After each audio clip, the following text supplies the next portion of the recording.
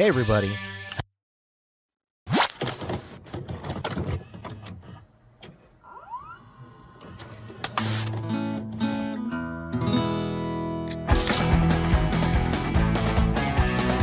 In the landscape of figure photography, one group strived for tangible and dynamic displays. No time to explain, get in the rows!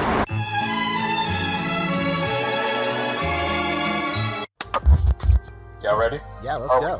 We are live, Boog. Oh, we are live. Yes, sir. We're officially back at it.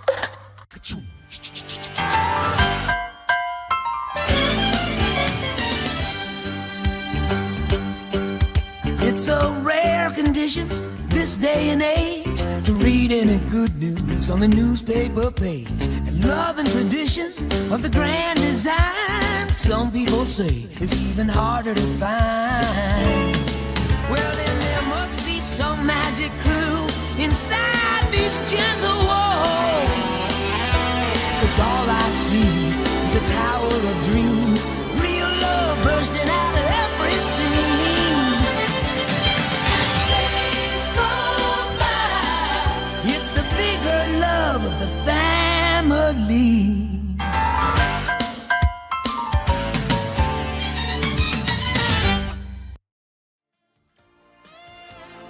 The Articulated Comic Book Art Podcast is filmed in front of a live virtual audience and is funded in part by viewers just like you. Thank you.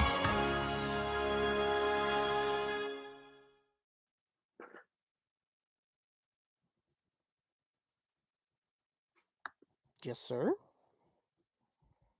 Oh, we ready? Yes, sir. We're officially back at it. Boog Nice coming at you with the Articulated Comic Book Art Podcast, episode 579. I don't know. What's the episode? It is, if this is to be believed, 346. 346. I'm your host, Boog Nice. Got my boys. Oh, wait a minute. I What? don't see us on stream. Oh, we're not ready. What? Oh, now we are. We're up there now. Run it back. All right. Yes, sir. We're officially back at it. Boog Nice coming at you with the Articulated Comic Book Art Podcast, episode 346. You said 346? 346. That's what it says. 346. I'm your host, Boog Nice. Got my boys with me, Rick Dom, D Walt. I think Wisman will be joining us shortly. We're trying to get in here where we fit in.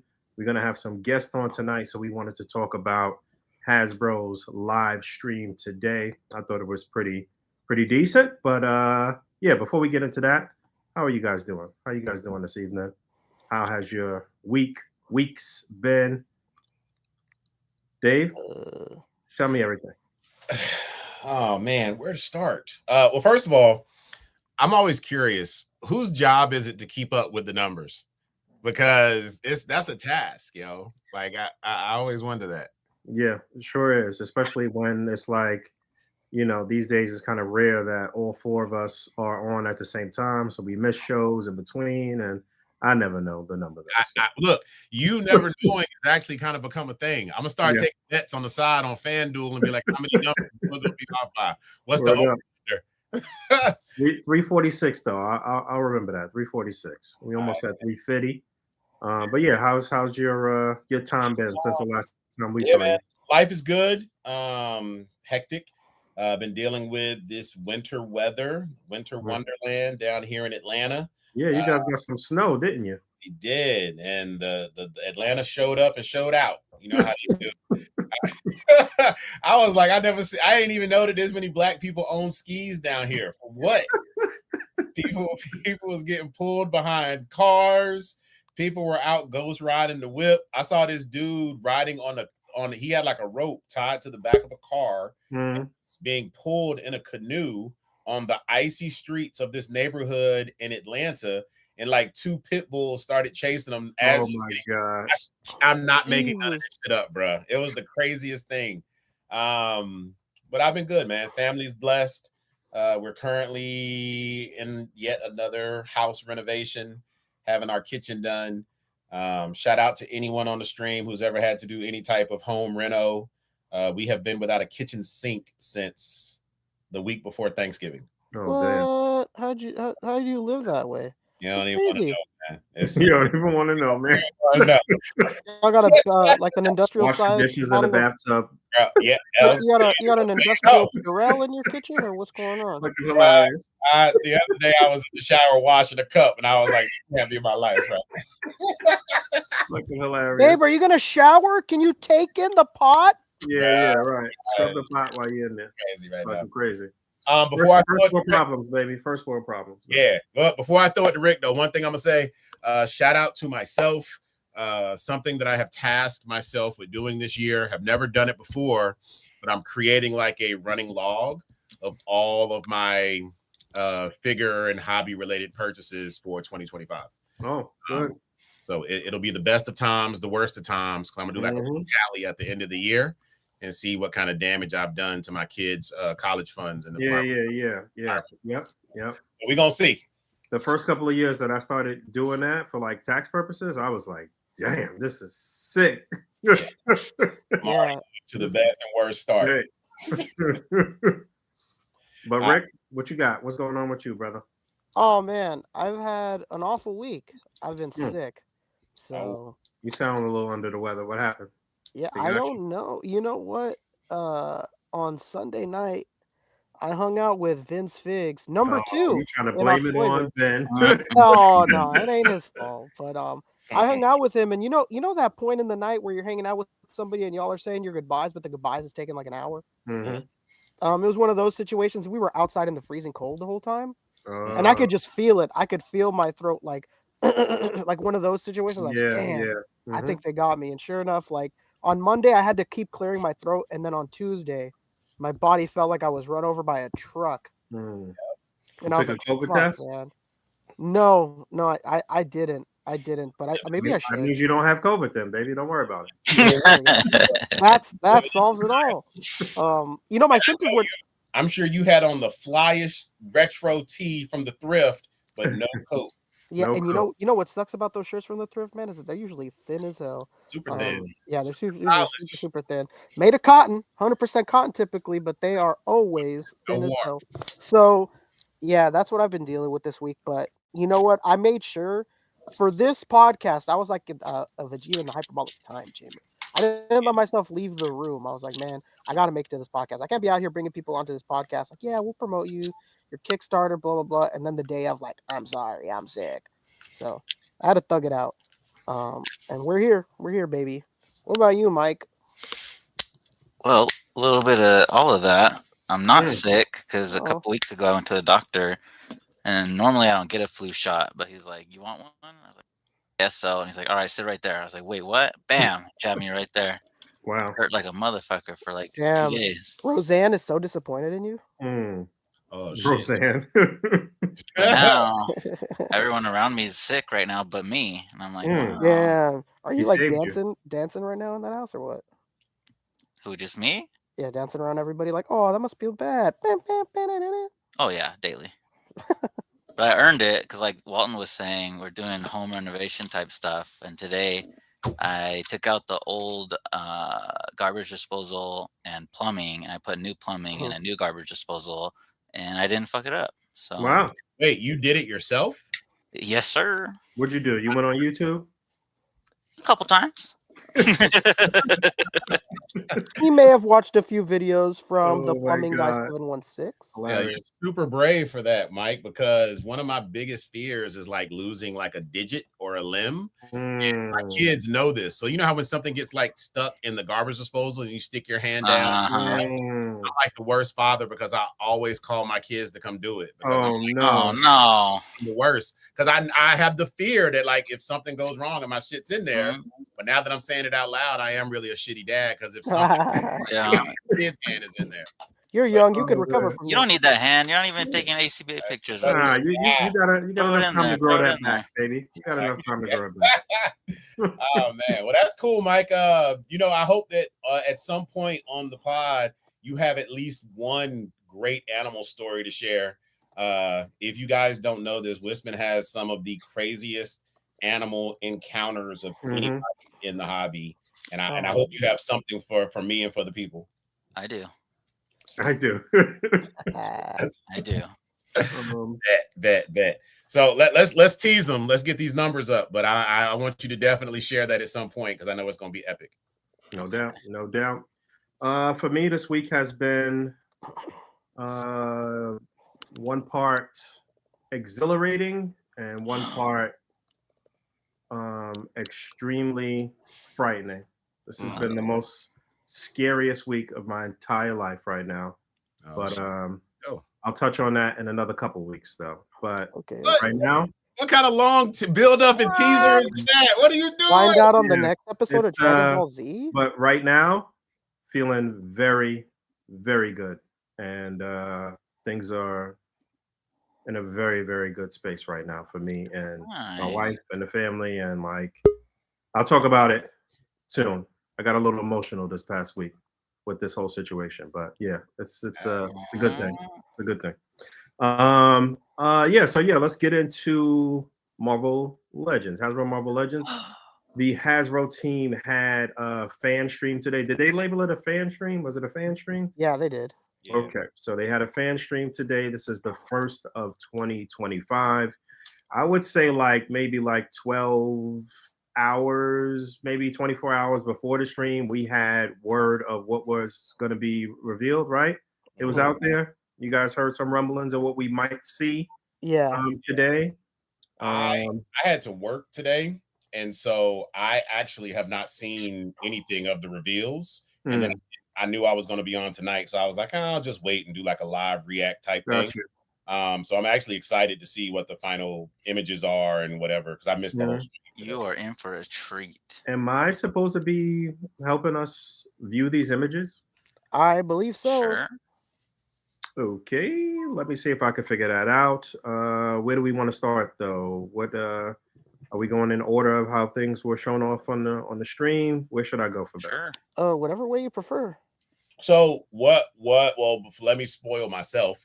Was the leaked list that they talked about, how accurate was the leak that came out yesterday? Because that was the first time I saw a mention of it. It was pretty accurate, right? Very, yeah. I bet.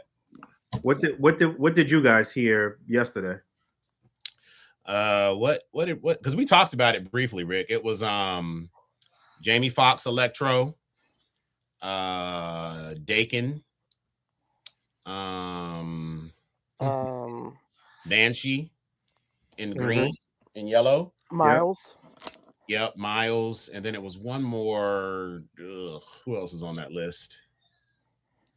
It's just kind of a blur. But those are the ones that stood out to me as like the most memorable. What was it? I can't believe Ultimate Iron Man turned out to be exactly what I hoped it was. Ultimate Iron Man was the other one. Because I've always actually liked that design, and I was excited for it. And I have like my Hall of Armors collection. And so I'm excited to see how that came out because I always liked that design. The Marvel Select version that came with like the gurney, and remember you could hook up the wires to the armor. That was a really good figure back in the day. Man, I held on that figure for a long time before I finally threw it out. That figure was interesting too because it was during the time where Select was like so early that they were doing like little different things, and I'm pretty certain that maybe I'm tripping, but I know I own it. But didn't like weren't the feet made of metal? I think it did have some die cast in the figure. Yeah. Because the feet were oversized, and so you may be right, Rick. Yeah, I think so. It was really cool. And speaking of the Legends reveal, why don't we bring on somebody that's helped sculpt one of them? Like Adam, possibly. Wow. Oh, yo. Is that what you, up? Adam? How's it going? How's it going? Yeah, the new Spider-Man that they showed off was digitally sculpted at Gentle Giant Studios. Wow. Yeah. So I didn't even know there was a new Spider-Man that was revealed today. Damn it, David. I'm telling you, this is like real-time reacts from me right now. So all right. Well, I look forward to you seeing it and hearing your reaction because that was one that since we turned it in, months ago, maybe even a year ago at this point, is how long ago we worked on it. But I've been so freaking excited about this one. And it's like, you guys are aware that my avatar on Instagram is twerking Spidey, Yep. and Hell yeah. I'm gonna have a new figure that I'm gonna have to put into that pose, because this thing, I mean, if it comes out the way we sculpted it and the way it was looking in these pictures, it should be able to twerk like you wouldn't believe. Yeah, move over, Megan the Stallion. This is so Dave, this is your first time seeing the Spider-Man, huh? This is a Legends release. This is Yes, a sir. Legends Legends. release. Apparently, it's a brand new, built from the ground up sculpt. So with off every break, the blues and the reds are correct. bit of articulation you would think of, unmasked photoreal head New sculpt. forearm I heard articulation too. So new you can forearm swap articulation. Quite a bit of hands. I think there's 10 interchangeable hands, if I'm not mistaken. 2, 4, 6, 8, 10, 12, actually. This is 12 a hands. deluxe Spider-Man. This is a no, it's a maximum. Maximum. Yeah, this is their new initiative called Marvel Legends Maxim.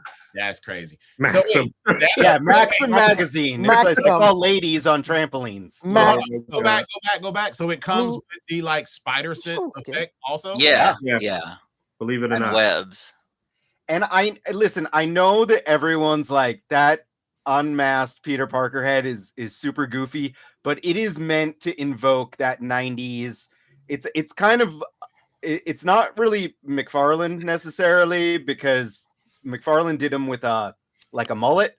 It's a little bit closer to like what Eric Larson was doing, but this is fully meant to be a 90s comic Spidey, you know, like, so it does pull from a couple different places, but in general, you know, the big artists in the 90s were McFarlane and Eric Larson on the Spider-Man comic. So yeah, I see the inspiration from what we back in the day called the old McFarlane Spidey, but it was really not McFarlane Spidey. But yeah, that was the J. Scott Campbell Spidey. Right. Yeah, this looks great, man. This looks very, very good. Line work on this is crazy. I don't know what they're doing to get the lines so clean on this, but this is dope. I will say that Peter Parker had those eyes have seen some shit. Got a little bit of this is like Peter just reflecting on his like day-to-day life, and he's like, yo, I'll be going through some shit. This is him seeing hearing the backstory for Gordy. He's like, oh my god. Oh, there you go. Yeah, he's reading Cursed Dead bios. Yeah, he's reading I actually didn't see the stream live. I kind of just went back and kind of like scrolled through it real fast. They really messed that up early. They fucked it up really bad. Yeah. Oh, they messed up? Really? Oh yeah, they posted it early, and it was all like weird, like stretched and weird. People were saying it looked like VR or something. Oh, that's what Travis has shared. Okay, all right, that makes sense. Okay, I didn't get the joke. They've done this. I don't know who. Again, no disrespect to the boys, but I don't know who was in charge of like the live stream, because remember a couple months ago they did a live stream and they accidentally like ran the whole thing early. This was maybe like 3 months ago. I don't think it was a legend stream though, was it? No, it was the entire what's the shit called? It was like the fan fest or something like that. They got so many. Oh, was it it was when they were showing all of the everything, brands, right? Yes, Yeah. The whole rollout. Right. It was pre-recorded, but it was supposed to be broadcast like it was live, and they accidentally shared the whole thing like a day early. That's because it's my great aunt on her Windows 97, and she's just learning YouTube, just figuring it out. Yeah, like, wait for my AOL to dial up, baby. Yeah. Did they say? Did we get a release date or a price for this? I heard some rumblings about a price. February, it's gonna go up. It's a fan channel in Amazon, I believe. Okay. I heard no price about yet. $50 for this. I heard about $50. That's the I think that's the rumor that people are saying, but I don't think anything's been confirmed yet. But yeah, I think that it's supposed to be around that, which honestly I'm buying. Like, we worked on it, but like either way, I was gonna buy this thing, and I think I'm gonna buy 3. Hold on, let me go. Show me the back out again. $50 US. $50 US, brother. It has a bunch of stuff there. You can't see the webs, David. You gotta look closely. There. Zoom in. Hold on. It has this very unique constant tradition that the Legends team has. It has like a jizz effect. I don't know what's going on over there at that team, but Oh, they've got no. many jizzy situations. They have many jizzy situations. Hey, Okay. Phil, just so you know, Renee actually sculpted this one. Oh, it's cool. Yeah. Hello, everybody. Hello. Hello. What up? Hey, Phil. Speaking of someone who's sculpted a few Spider-Mans in his day. Mm-hmm. So, Phil, I don't think we've ever had the pleasure of meeting. And for anybody else on the stream who hasn't, do you want to take a second and introduce yourself? Yeah, sure. My name is Phil Ramirez. I've been sculpting action figures since 1990. Got a start at like 17, working on Ninja Turtles, OG Ninja Turtles, Series 3. Worked on some of that stuff. Toxic Avengers, all the McDonald's premiums. From there, Wildcats, Biker Mice from Mars, like all the old stuff. Hold on, Phil. Phil. When I was 17, I worked at a mall kiosk called Pog Wild. You know what my job was? You know what my job was before this? Yeah, please. Mervin's, dude. Remember Mervin's? Yeah. Oh, dating my shit. R.I.P. You guys know Mervin. Mervin's? Yeah. Yeah. Yeah, I used to fold clothes at Mervin's. I got fired. Got fired. We're all just old enough to know what that is. Yeah, there you go. Man, so that is, how did you get into the industry, Phil? Dude, lucked out, man. My brother's best friend lived next door to Eddie Mosqueda, was half of Varner Studios. Mm-hmm. Varner did all the Turtles. So I was, my brother said, my brother told his friend, my brother's a nerd who likes toys and action figures and stuff. Can he meet your neighbor? I was like, and then we just kind of met. He grew up in the same neighborhood I did, so I think we had that in common. Mm-hmm. And then he took me. Tell them the hood that you grew up in, because this. Oh yeah. Where are you guys from? Where are you guys from? I'm from shit all over. I'll let Boog go first because Boog has got like one place. I want him to say it with pride. I'm from New York, from Harlem, New York. Born and raised. Been here my entire life. Awesome. Yeah. If you guys familiar with Los Angeles at all? Yeah. I grew up in a place called Boyle Heights. Boyle Heights. Okay. Yeah. In the 70s and 80s. Okay, what part of town is that? Which side of LA? The joke is it's the capital of East LA. Okay. Yeah. I feel like I've heard Cheech and Chong reference Bolo Heights. Half that movie shot in Boyle Heights. Okay. All those movies are. Yeah. That is Blood In, Blood Out, baby. Yeah, Blood In. Yeah, I've been called Miklo. I've been called. Oh my god. I'm Mexican and Irish. Dude, if it wasn't for the fact that movie was a Disney property, a feisty combination right there, huh? He was just telling Yoko he could drink like nobody's business because he was made for it. Yeah. Phil is also like 7 feet tall, so whenever Phil and I are hanging out in person, it looks like Arnold Schwarzenegger and Danny DeVito twins. Oh man, yeah. So we grew up in the same spot. He gave me a shot to go in there and just kind of look around, and he had me bring my drawings and my lead miniatures that I had painted. Because, I had it like that. Nice. At 17. And then they gave me a job basically as like a janitor mold maker. Uh-huh. And one day they had nothing for me to do. And they said, hey, you want to try sculpting? I said, shit, yeah. And that was the first thing I did. Got approved. Then I became a sculptor. Great. Wow. That is so early in those days, you were working with what primarily in terms of? We were using like sulfur-based clay, dark clay, and wax. And then from there, when I left Varner, I found something called Castelline, which is a hybrid of clay and wax. And I would use that a lot with wax as well. And then from there, I learned how to use a computer. Like he refers to himself as a pixel pusher now. Obviously, I used to use my hands. I used to have an artistic job. Now I use a computer. But do you ever still go old school just for fun and like? Yeah, I do. But I was about to say you probably make a mean sandcastle or a snowman. Or something. I can do some damage with some Play-Doh and a sandcastle. Yeah, I'll impress some people. That's pretty dope. So, are you still in LA now? Yeah, I'm in Long Beach now. Yeah, okay. What's your address and your socials? I was going to ask I know Adam, you're in LA, so I was going to ask how you guys have been impacted by the fires and stuff, and if you guys. It's madness. I was right next to an evacuation zone. We still have luggage in the living room packed up by the front door and Ready our to pet go, huh? carriers. But I have buddies that lost everything. Yeah.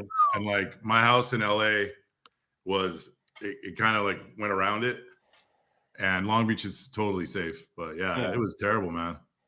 Altadena especially. Going on, which is crazy. Yeah. My family, we lived in San Francisco for a long time. My wife is from the Bay. Rick is in the Bay. What And up? it's just crazy to me that like wildfires are a part of our like weather system. Like that's crazy shit. Well, that's it. Like, and these particular, you know, I don't want to. We're going to talk toys and stuff, but like these ones, like wildfires, forever. You know, like I'm a New York transplant. You know, I born and raised in the East Coast, Long Island. Lived in the city. Lived in Morris Park. I lived in Hoboken. But I moved to LA in 2005. Had plenty of time here, plenty of wildfires. But like these two were weird because they were in weird areas that don't typically see this kind of thing happen. And it was just a mix of the Santa Ana winds and like, you know, we haven't had rain in a while. So it's just crazy. It's literally crazy. Stuff looked post-apocalyptic, you know? Yeah. Like, yeah. Nuts. Yeah, I could imagine. But hey, we're doing a Kickstarter at the same time while the world's burning around us. The world's burning, The world's on fire. How about yours? Yeah, we're in some crazy times right now. So let's go back. So Spider-Man looks amazing. I still don't. So what else was revealed today? Because the Spider-Man looks sick. I'm gonna have to go and do a deeper dive on images when we wrap tonight. Oh, I sent Boog a better image of the loadout. Oh, yeah. I sent it to him through DM. You know that I'm like having a terrible time trying to screen share and shit. So I'm sorry. I'm helping. I'm trying. You know what? I think David should be able to see it. It's in the chat you're in, David. He comes with a bunch of like 3 different heads, a bunch of hands, including hands without the gloves on. But they don't have wrist articulation because they're split at the forearm, like where the red cut line is. So there's not like a obvious paint break. And then he comes with a ton of web accessories, the Spider-Sense accessory.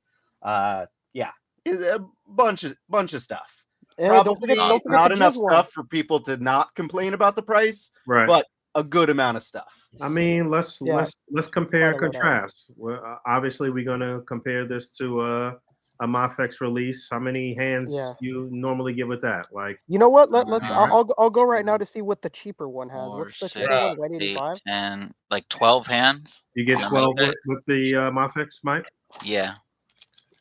Okay, and then you normally get what, 2 additional head sculpts? Yeah, some of them only have 1, but yeah, sometimes 2. All right, and then you get a bevy of web effects with the Mafex as well. Yeah, usually like 6-ish, 6 to 8-ish, I think. All right, and if you're shopping or purchasing straight from overseas, then you normally pay about what, $70? Yeah, like 70, 75. All right, so we guesstimating this is going to be like $50. How we feeling? All right, this loadout is crazy. It's a good loadout, right? 6 pairs of hands, 12 hands total, 3 heads, a shield, Spider-Sense, Tingle, web, capture web, 2 regular swinging webs. I don't know what this is. There's something about Mary web that comes. Yeah, that one is different. That's impact webbing. God. I mean, there's somebody's gonna feel an impact. This is the most accessories that I've seen come packaged in the Legends. The only thing that maybe had more was that movie Black Widow. Remember the one that came with like all the stuff and it had like and all that other stuff. Yeah. $50. This comes with a stand too, right? Yes. I think they mentioned that. Yeah. Yes, there is a stand in this picture. I thought the stand web. I thought the stand was for the little jizzy effect. No, I thought that I thought I saw that too. I thought I saw an actual figure stand as well. Maybe I'm bugging. Yeah, I think they mentioned it. Like that's not a thing that we prototyped at Gentle Giant Studios, but I feel like they mentioned that there was a new stand of some sort. Right. I mean, I may not be the best person to ask because I'm a toy hoe, and so I'm gonna get it regardless.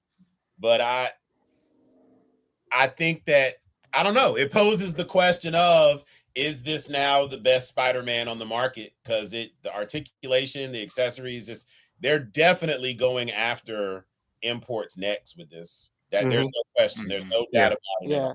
It's a direct clash right here for sure. And you know what? This is all just speculation. Like this thing could be under $50. Could be 45. Could be 40. Shout out to Shooting the Galaxy in the comments that's letting us know that there was no something about Mary about that about that accessory. He called it the web ball attack. I don't know. That ball has a little bit of a tail to it. I think the web came from some balls. But yeah. you know what? I think I know the price is not official, and this may sound petty. $44.99 sweet spot price.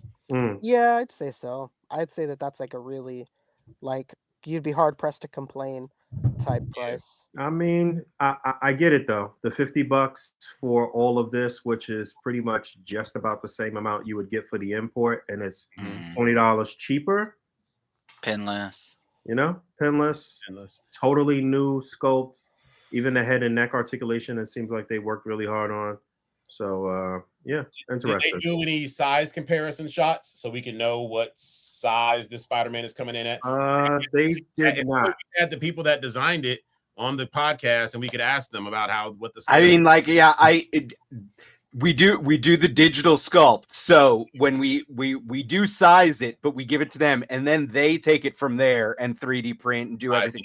And stuff does have the tendency to kind of change occasionally. Like the webs, Adam, the webs aren't scribed in.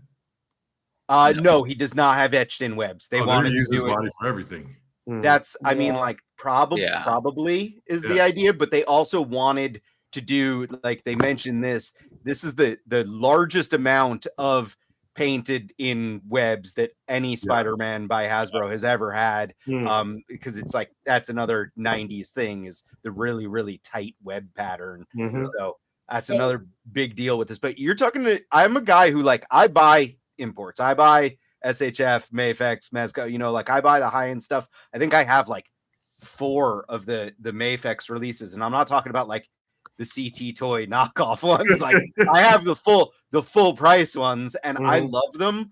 I'm gonna buy multiples of this, not just because we worked on it, but because like this is gonna be an awesome articulated Spider-Man that I'm not gonna be afraid to put in my pocket or my backpack or bag and bring places with me. Meanwhile, like the Mayfex and stuff, I feel like I might have to throw a little bubble wrap around it or something, you know, make sure those wrist pegs don't break or something, you know, like, so like this is going to be a durable, this is one that you could bring with you in the bathtub. Yeah. One more thing too, Dave, they mentioned that the whole like hip pelvic articulation is brand new for even, you know, added range of motion there, so you could really get them crouching and splitting and twerking and all of that good stuff. So this is a whole new sculpt. Whole new scope. Ground up, baby. We all finna buy a bunch of fucking these Spider-Mans because they're about to re-release every Spider-Man symbiote. I don't see that happening fast, but maybe. I mean, they don't care. They didn't do it fast with like the last ones either. So it's like, I think Boog has a point here. Like it's like they'll probably take their sweet ass time. Like I'll buy it. I'm in for whatever they, you know, give me a symbiote Spidey on this body. Like I will be super. And mind you, we just got the Secret Wars Spidey on the Amazing Fantasy 15 body, and I'm like, ready to replace it. This is it. Yeah, and we worked on that body too, and I really like that body. But it's like garbage. Bring on the next one. So I don't want to spend a ton of time on this. We was actually supposed to go through this real fast before you guys got on, but sorry. They also showed off Banshee. Jean Grey here. They showed her off as they were recapping the Nemesis wave. So clearly this is on the Miss Marvel Buck here. She's got the. Did you guys do that, Adam?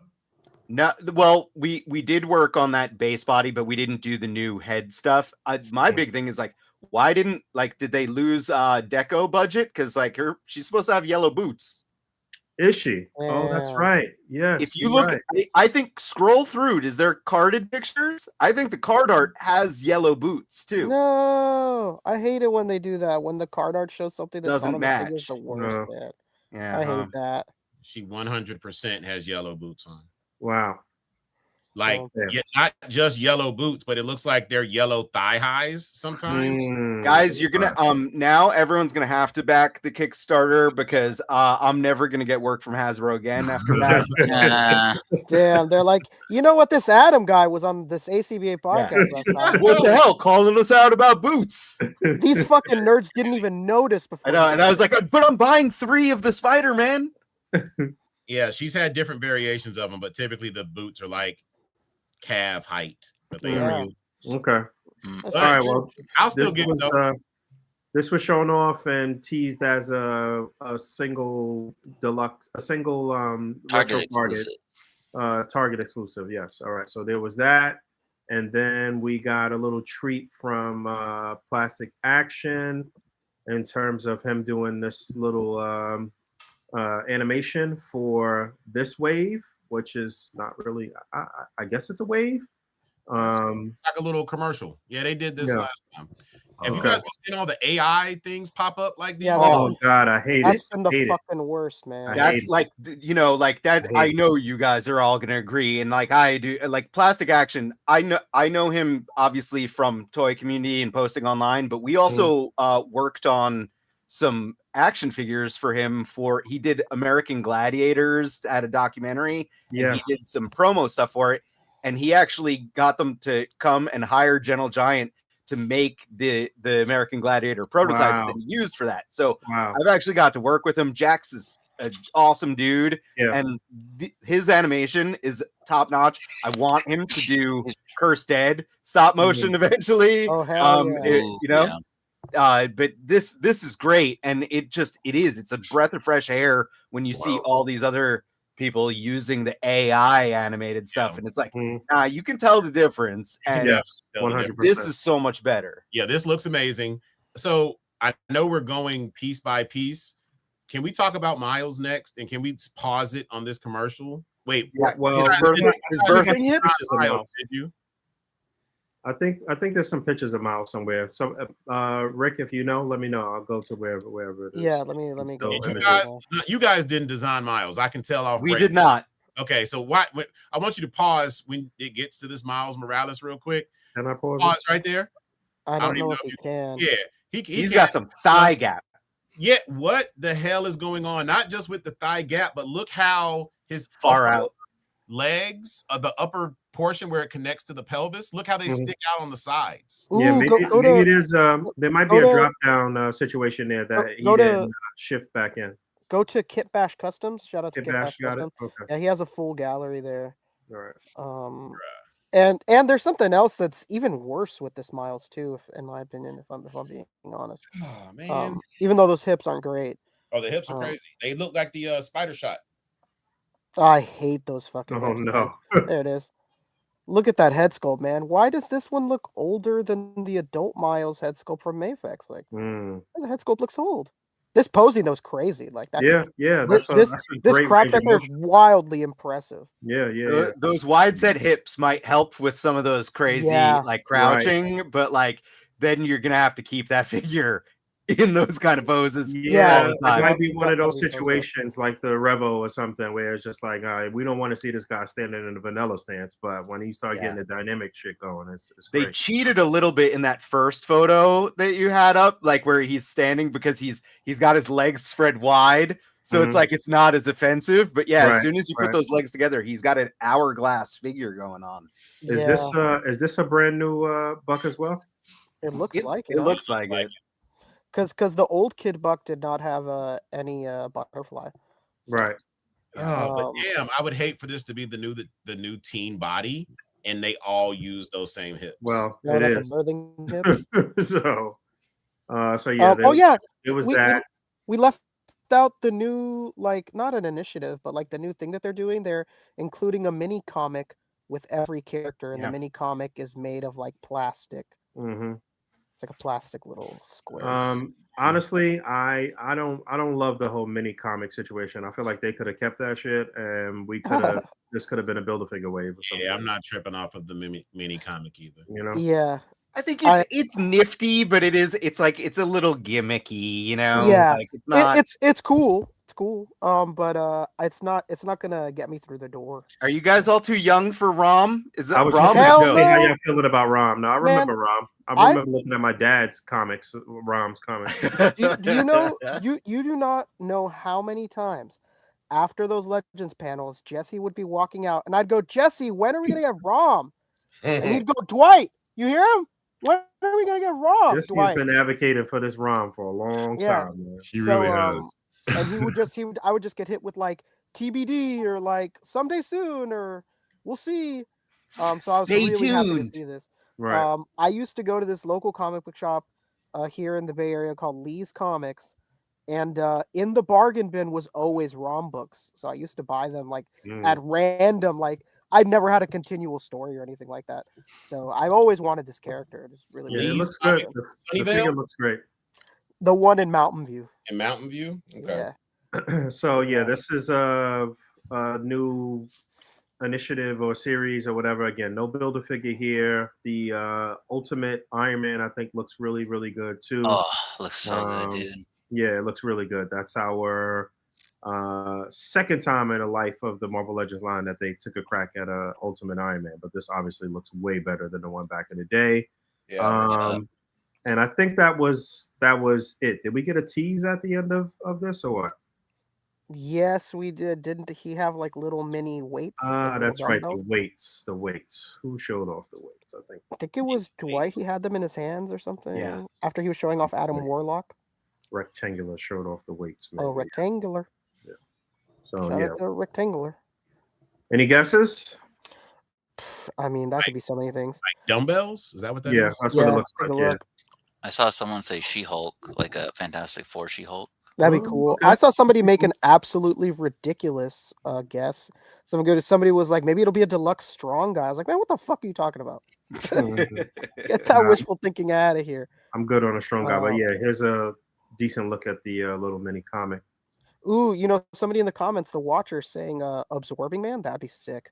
Yeah, we need one so bad. Like Samson with the weights. Ooh, I could see Samson. Been a long time coming for an update for Samson. So It's interesting. A lot of people in the comments are saying something that's making me think back to the old Toy Biz days. We're now paying like $25 per figure, and they come with a mini comic. Why not just go back to the old school and throw in a full-size comic? Full-size comic, huh? Especially because print is like pretty inexpensive at like a high volume. Yeah, see, that's what I'm saying, Kevin. We already have strong guy. That guy's tripping. When I saw that comment, I was like, man, what kind of wishful thinking is this? These are amazing. Everything here looks really good. So that was the Hasbro Marvel Legends live stream. We were supposed to do this in like 15 minutes. Yeah, we've had these guys talking about this fucking shit. This is like my first time seeing it. So it's that Ultimate Iron Man looks amazing. Banshee is a must-have. Adam ruined Jean Grey, Marvel Girl. So my bad. I'm still copper though. Dakin is a must-have because I'm really glad to see they're going full force with our Dark Avengers. That's dope. Mm-hmm. Adam, you got to get bisexual Wolverine with like forearm tattoos like me. Yeah. Come on. I just think they messed up on the claws. They used the old kind of like flimsy claws for Doc, and I don't love that. But one last thing, I think it is a missed opportunity given the amount of body reuse and given how plain that figure is to not go the extra mile and give us soft goods on Adam Warlock. Yeah. Well, we're gonna see a lot of custom soft good. For sure. But that makes it like a $50 figure because you got to buy a $25 cape. So right, yeah, they can just call it maximum. It's no wait, Adam, come on, it's Maxim.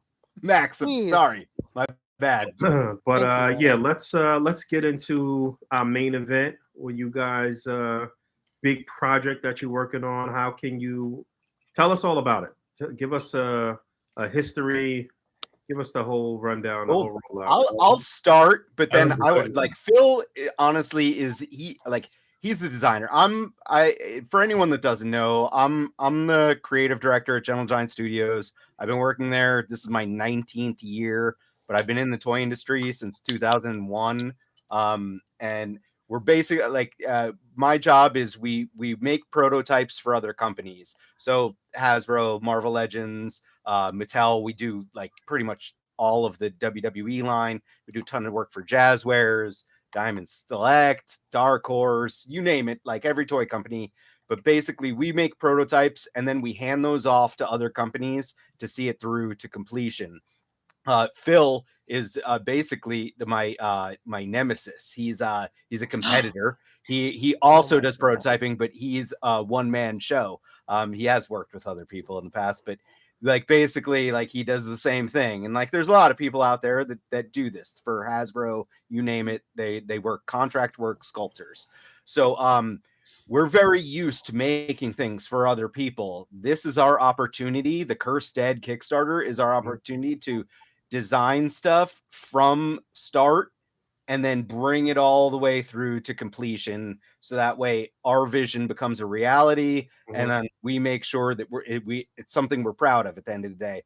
Because there's quite often, we'll work on something and then, months later or a year later, it'll come out and it's like, well, that's different, or they changed this or did anything. And it's like, we don't have any control over that part of it. So Cursed Dead is our opportunity to make a toy line that, is something that we're into and we hope everyone else is into. And the focus is monsters, creatures, demons, spirits. It's basically a line of bad guys that you can incorporate into any of your other like 6-inch collections. So, if you want to put them up against Marvel Legends, like they'll look great with the Goblin Queen or Ghost Rider or Blade. If you want to put them up against your G.I. Joe Classified, where they're like mowing down vampires as well.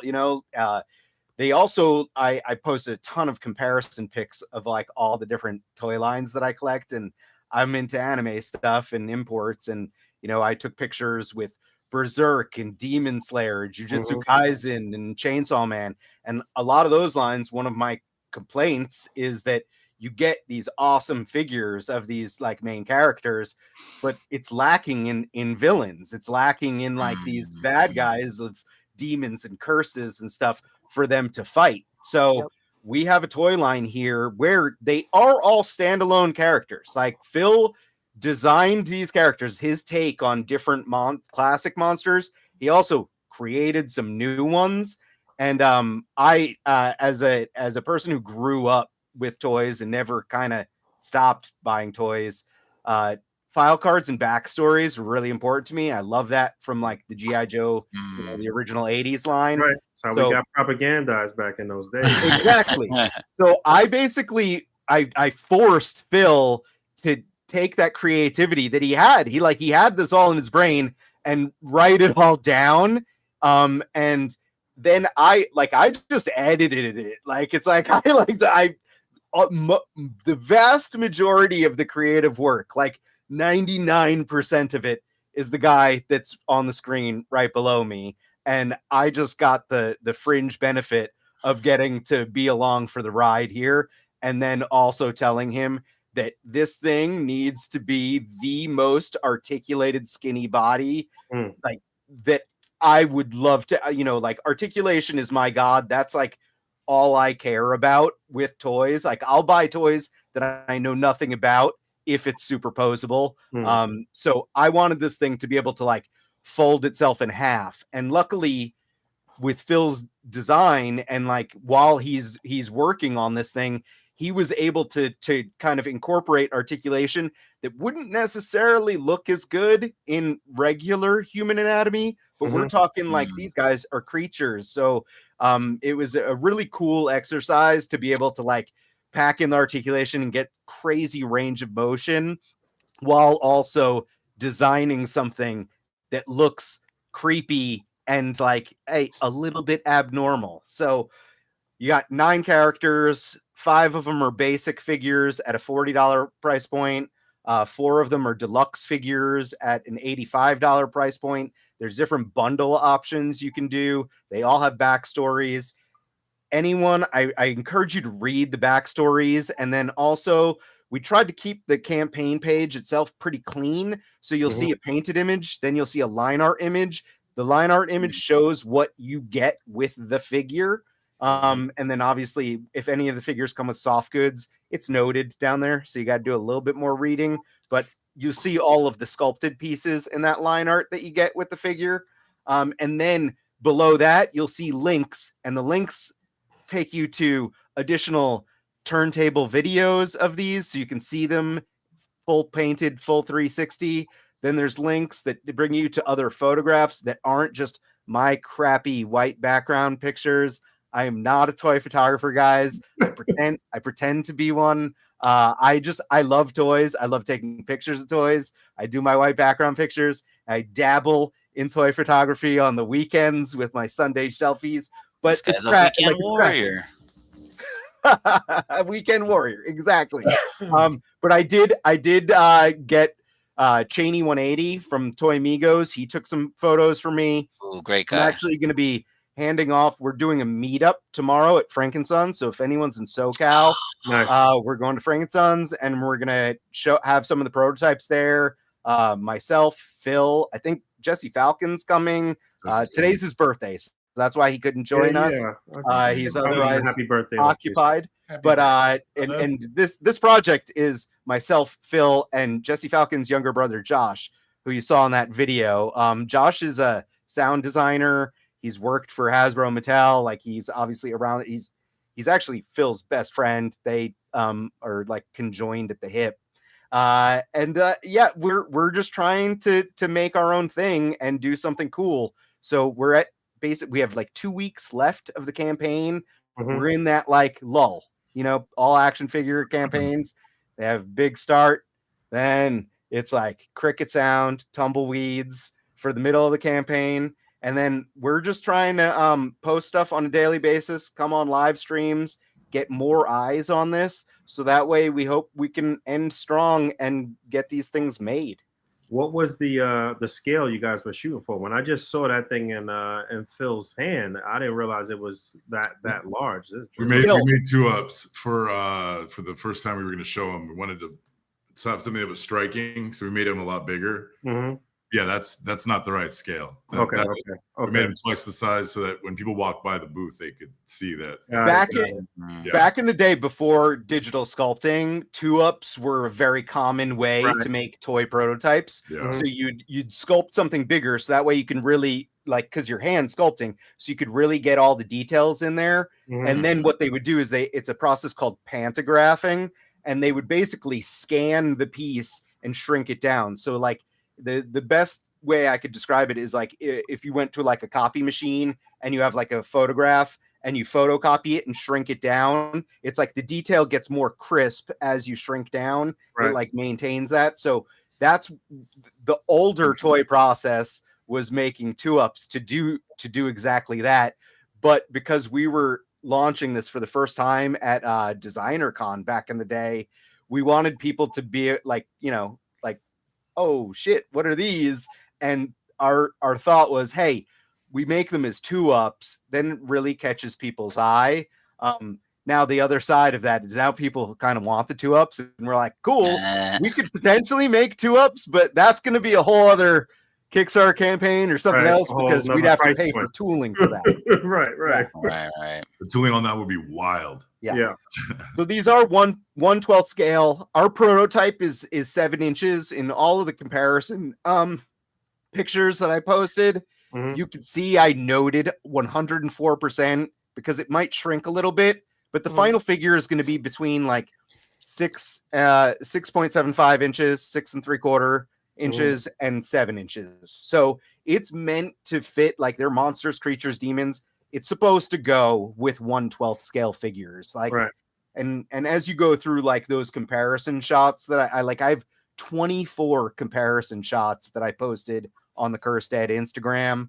So it's like 3 different carousels of 8 images, but I did it with like every toy line, you know, Mythic Legions and Marvel Legends and G.I. Joe Classified and Mezco and every toy line that I collect, because I collect far too many toy lines. So there's lots of stuff to look at. So I've been following the Kickstarter. A question I have for you guys is, of everything that's been presented, also shout out for the names Hate and Rage and the way that you guys wrote it and spelled it. That's dope as shit. What's the period cursed period dead. Oh, I'm writing period. Oh my god, I'm tired. I'm trying to mess with you, Boog. I'm curious to know from both of you guys, which one is your favorite? I know they're all your babies. I know you love all your children the same, but from both of you, I want to hear about which one is your favorite. Damn, I mean, do you want to go first? I'll go first. I think, like, honestly, I'll do this. I'll pick one basic figure and one deluxe figure because it's hard. Yeah, that's fair. The basic, like, honestly, the drinker, the vampire is kind of a no-brainer, but the one that I have like particularly like really kind of fallen in love with since is the Djinn. So it's like our genie, and he comes with like a creepy ass lamp that Phil designed that he could tell you about, but it is like, it's creepy. All of this shit is very creepy, you guys. Like, if you read the backstories, if you look at, Phil did a music video that we could talk about that it's like, it's insane. But the lamp that he designed for the Djinn is gross, and the Djinn has that kind of very classic demon look, you know, the demon horns and everything. And then it was painted by my coworker who I love, Beardy, and he painted it in a way that kind of it invokes like Devilman a little bit, where he's got like two-tone stuff going on his limbs. And I just think it looks really good. It pops way more than I had ever imagined it would.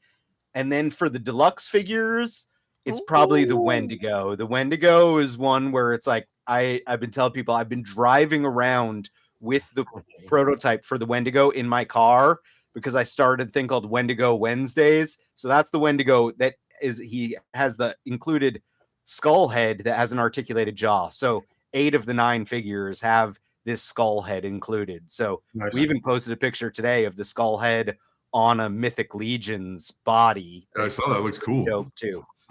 But the Wendigo, like, this is the Wendigo, that one that you had up, Boog, with him in the water area. My wife and I, for our Christmas gift to one another, is we took a trip to Big Bear. So we didn't buy anything for each other. We went to Big Bear. I brought Wendigo with me, and like I did this while I was on a romantic trip with my wife. Of course you did. I'm getting the divorce papers are probably going to be served. Side-eyeing you the whole time because she's like, babe, come take a selfie with me. And you're like, hold on, let me get Wendigo. There's some creepy shit over here. So I bet you when you broke this out, this was the first time she even saw this on the trip. But she was like, where did this come from? She just looks at her. She looks at her phone like. She looks at her phone like, shit, it's Wednesday. Wendigo Wednesday.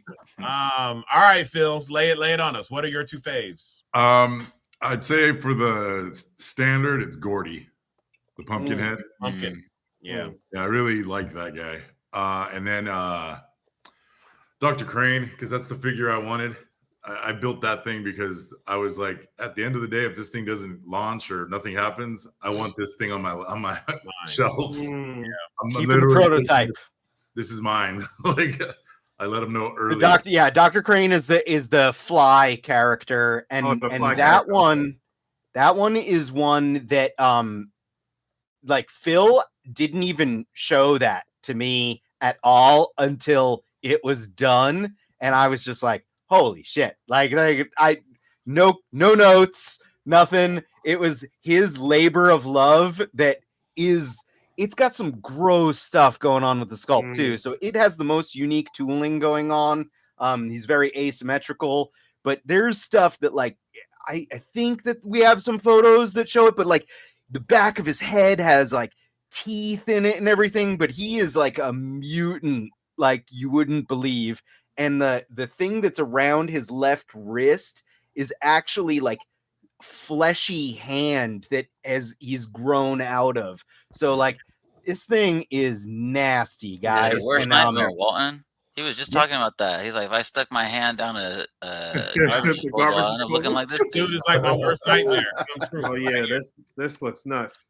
Yeah. So I want to take a question. Can I take a question that P's in the chat, and he posed a question earlier. This looks nuts. Wow. About Marvel Legends, but I would love to hear you guys apply it to your line as well. The question that he asked is, do you guys have to follow any design philosophy or guidelines, especially when it comes to articulation cuts, or are you able to go just buck wild? And can we take his question and apply it first to the design work that you did on the Spider-Man, and then apply it then to the freedom that you have in your design philosophy when it comes to your own line? Well, if you're articulating the human form, you have your limitations unless you mess with the proportions, right? You have, you look at it, you go, oh, the muscles go here. You've seen enough superheroes, you called those hips out by seeing a flash of a picture, you know what I mean? Yeah. So you know what you're looking at.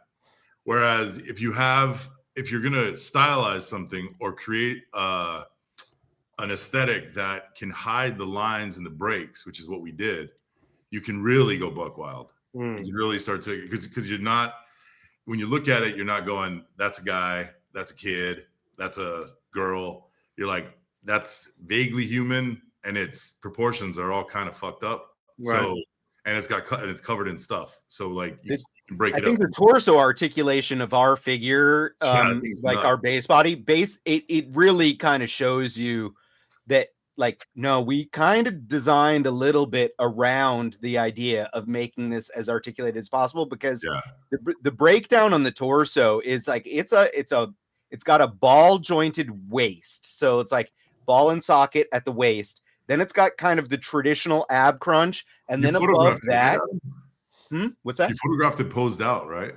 Oh yeah, there's the crazy pose picture, and there's exploded pictures on the this is like, this is the unpainted prototype that kind of shows a lot of the range of motion that we have. But even this, like, in all honesty, guys, this is 3D printed prototype. So the final production one should be even more posable than this. Not the Ice Spice pose. Go back. Oh yeah.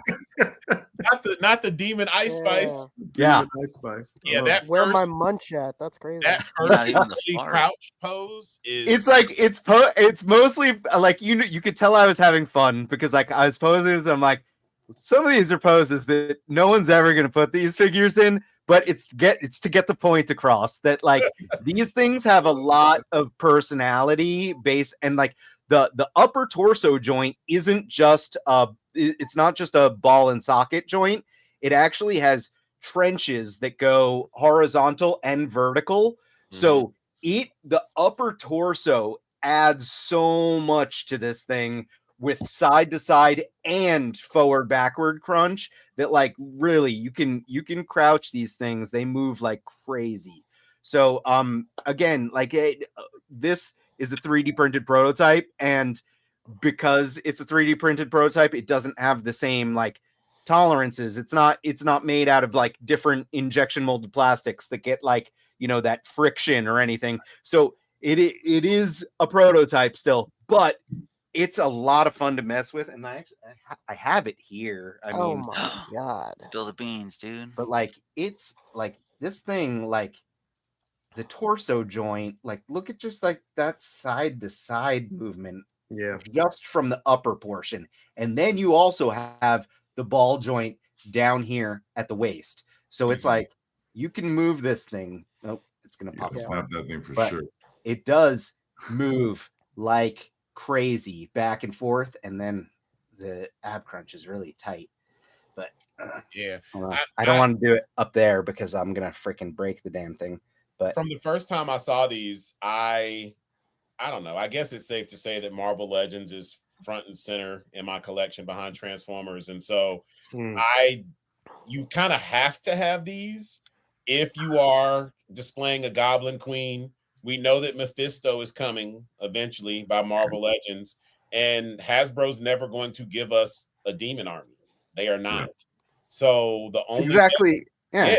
We don't get enough. Like it's like that. I was mentioning that before with like Jujutsu Kaisen and Demon Slayer and Chainsaw Man. It's like we don't really like. It's like I love bad guys, like it's like that's the whole point. It's like you guys know this more than anyone with the A.C.B.A. stuff. Like you want to have cool things for your heroes to be fighting like legions of and everything.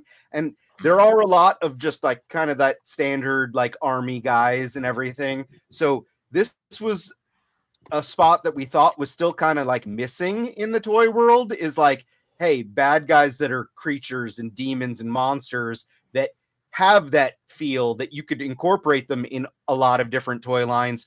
But at the same point, like I said, if you go in and you read Phil's stories of all of these, I'm happy if some people want to make their own devoted Cursed Dead shelf as well. So like it's meant to kind of work both ways. So it's like if you just like monsters and creatures and want to keep Cursed Dead, cool. But at the same point, these are also meant to work really well with all of your favorite like 1/12 toy lines. I even took pictures of them with a bunch of like 1/10 stuff though, like NECA, and they look pretty damn good with those too, like Army of Darkness Ash, even some of like the Ninja Turtles and everything. So it's like they're monsters, they're creatures. You can kind of fudge them. You could probably use them. I have a shelf of Acid Rain and Joy Toy Warhammer, and it's like you could face them off against the 1/18 scale stuff as well if you wanted to. Yeah, this like, looks. I just keep seeing Blade. I just keep seeing Elite. Blade for sure. Like that's a no-brainer. Like I posted it. It's funny because in the comparison pictures, like I posted with my Mezco Blade, and I realized after the fact, I'm like, oh, I customized my Mezco Blade. He's got like a Marvel Legends head and all sorts of. I was like, oh, whatever. Do you all remember the original Toy Biz Blade figures? Absolutely.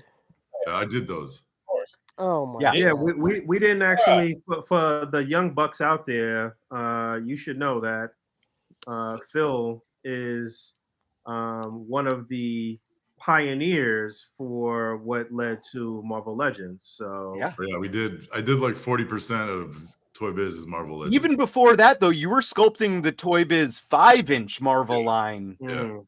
And then Spider-Man Classics, Marvel Legends, and everything from that. Like Phil was a legend to me before I was in the toy industry. So he's really old. I'm old. He's really old. I love how it started out as a compliment. Phil is a game. He's been around for a long time. He is old as shit. Yeah, exactly. Very nice way. Very nice way, Boog, of saying that I'm old as shit. Yo, that is crazy. So wait, the blade that looked like and had the Wesley Snipes likeness. Yeah, I did that. Sculpted that. Yeah, that's crazy. Nice. That was like one of my favorite figures in my collection because, as a black man, we don't get a ton of like African American figures, and so to have one that really. It looked like someone. The two that stand out to me are the Vonner War Machine classic and that Wesley Snipes blade because it actually looked like Wesley Snipes. And remember how much shit you got with the blade figure too. Yeah, that was you got a motorcycle. I mean, it was a little motor. It kind of looked like he was riding like a big wheels or something, but like it was cool. Bro, I remember that pack out. You got the glaive, you got the sword, you got the gun, the oversized blade gun. And the leather jacket. I remember that. And the shades. Listen, I remember that. I was devastated when my jacket finally fell apart. That joke just flaked to death. That's awesome, man. So let's go ahead. I want to help this thing reach the finish line. 15 days to go. Tell the people what they need to know about backing the Cursed Deadline and why they should back it and let's push this thing over the finish line, fellas. What do we need to tell the people? Phil's got to talk about it because Dan Yoon is texting me. Oh my god! I'm calling him out on it. Why'd you bring up the What did you say? What did you say, Adam? Why'd you bring up the boots? Yeah, the boots. Jeans boots. He's sending you a gif of them punching Rick James's legs on the couch. He's sending him the fucking Daredevil trailer from the other day where he. I mean, like, actually, so I'm gonna actually turn that in. So Dan Yoon legit was actually texting me, and I love him. He's amazing. He loves articulation as much as I do. I know you guys have seen him fight for like the toe joints and everything, and he loves that, like the ball jointed waist also. So he's always like, he and I are scheming all the time to try to get more and more articulation into stuff. I love him. He is an awesome dude. I want to use that as a point, though, that Phil and I have been making toys. We're in the toy industry. We're toy industry professionals. We've been doing this for decades, like literally decades, the both of us. So this toy line, the Cursed Dead, we are like basically putting our professional reputations on the line as far as the quality of the final product. So, you know, if we get funded for this toy line, we're going to make sure that these things, when we ship them out to people, are perfect for us. Like, we're going to make sure that we are happy with these things, because we're not going to get jobs in the toy industry anymore if we did anything less. Like, it's already hard to get jobs in the toy industry, man. Yeah, that's like, please, literally, like our reputation depends on quality. So we're going to make sure that these are high quality. Like, that's it's a very simple thing. Like, I know some people will scoff at prices, but we're while we've been doing prototyping forever, we're not connected with factories where we're getting stuff manufactured by them on a regular basis and getting any kind of deal. You know, like the big companies, Hasbro, Mattel, they get crazy deals at factories for their unit costs and their pricing for tooling and everything. And even the indie toy makers, once they're established, you know, like you'll see people like Valaverse, where it's like he was able to drop the prices a couple of waves in, and that's because he manufactured enough stuff through his factory that he was able to get a deal later on. But that's something that he did after the fact, you know? And like, so we took our final engineered files and sent them to factories. We received quotes where these prices that we made are not us doing some kind of like a cut and run, get rich quick scheme. No, these are the legitimate prices of what stuff costs. And to be perfectly honest with you guys, $175,000 is our campaign goal. If and anyone that like knows industry stuff, like it's like we have 9 figures in our first wave. Between the cost of tooling these figures and then hitting the minimum order quantity and the price of each of those 9 figures at the minimum order quantity, it's going to cost us more than $175K to make these toys. 100%. So I was just about to say, so we're low. So and now I do want to reassure people then and tell them that, like, we know that going in, we hope that we can make more money than just that and unlock some stretch goals and then be able to like kind of really pour more love into doing additional items. But at the same point, Phil and I and Josh are ready to like, oh, we made this amount of money on Kickstarter. We're making these figures and we'll go to the bank and get a loan to pay off the rest and then hopefully make money and make future stuff from there. So it's like, we're just trying to start out here, guys. Like, we're trying to pave our way as making our own stuff. So experience making toys for everyone else, but making our own stuff, this is a new venture for us. You could be in the ground floor of a new toy company. Yeah. I like it. What's up with the werewolf? That thing looks awesome. Oh, dude. Phil, talk about this. That's the second. Wait, hold up. Yeah. Did I miss one? Where's the werewolf? Man. Oh. So, again, 2 up. But yeah, this guy got built. I built him. I mean, we've talked about it, but I've literally built like 10 more characters. Like they're done, like done characters. This line has legs. Like we've been body working type. on this for a while. Holy and cow. then from this body type, because we have like it's a medium build, you know, it's got some weight to it. Yeah. There's this guy who is called Pig. Oh, you giving away the secrets behind the scenes. I know. I'm like, shh. No, I know. Adam's like, no.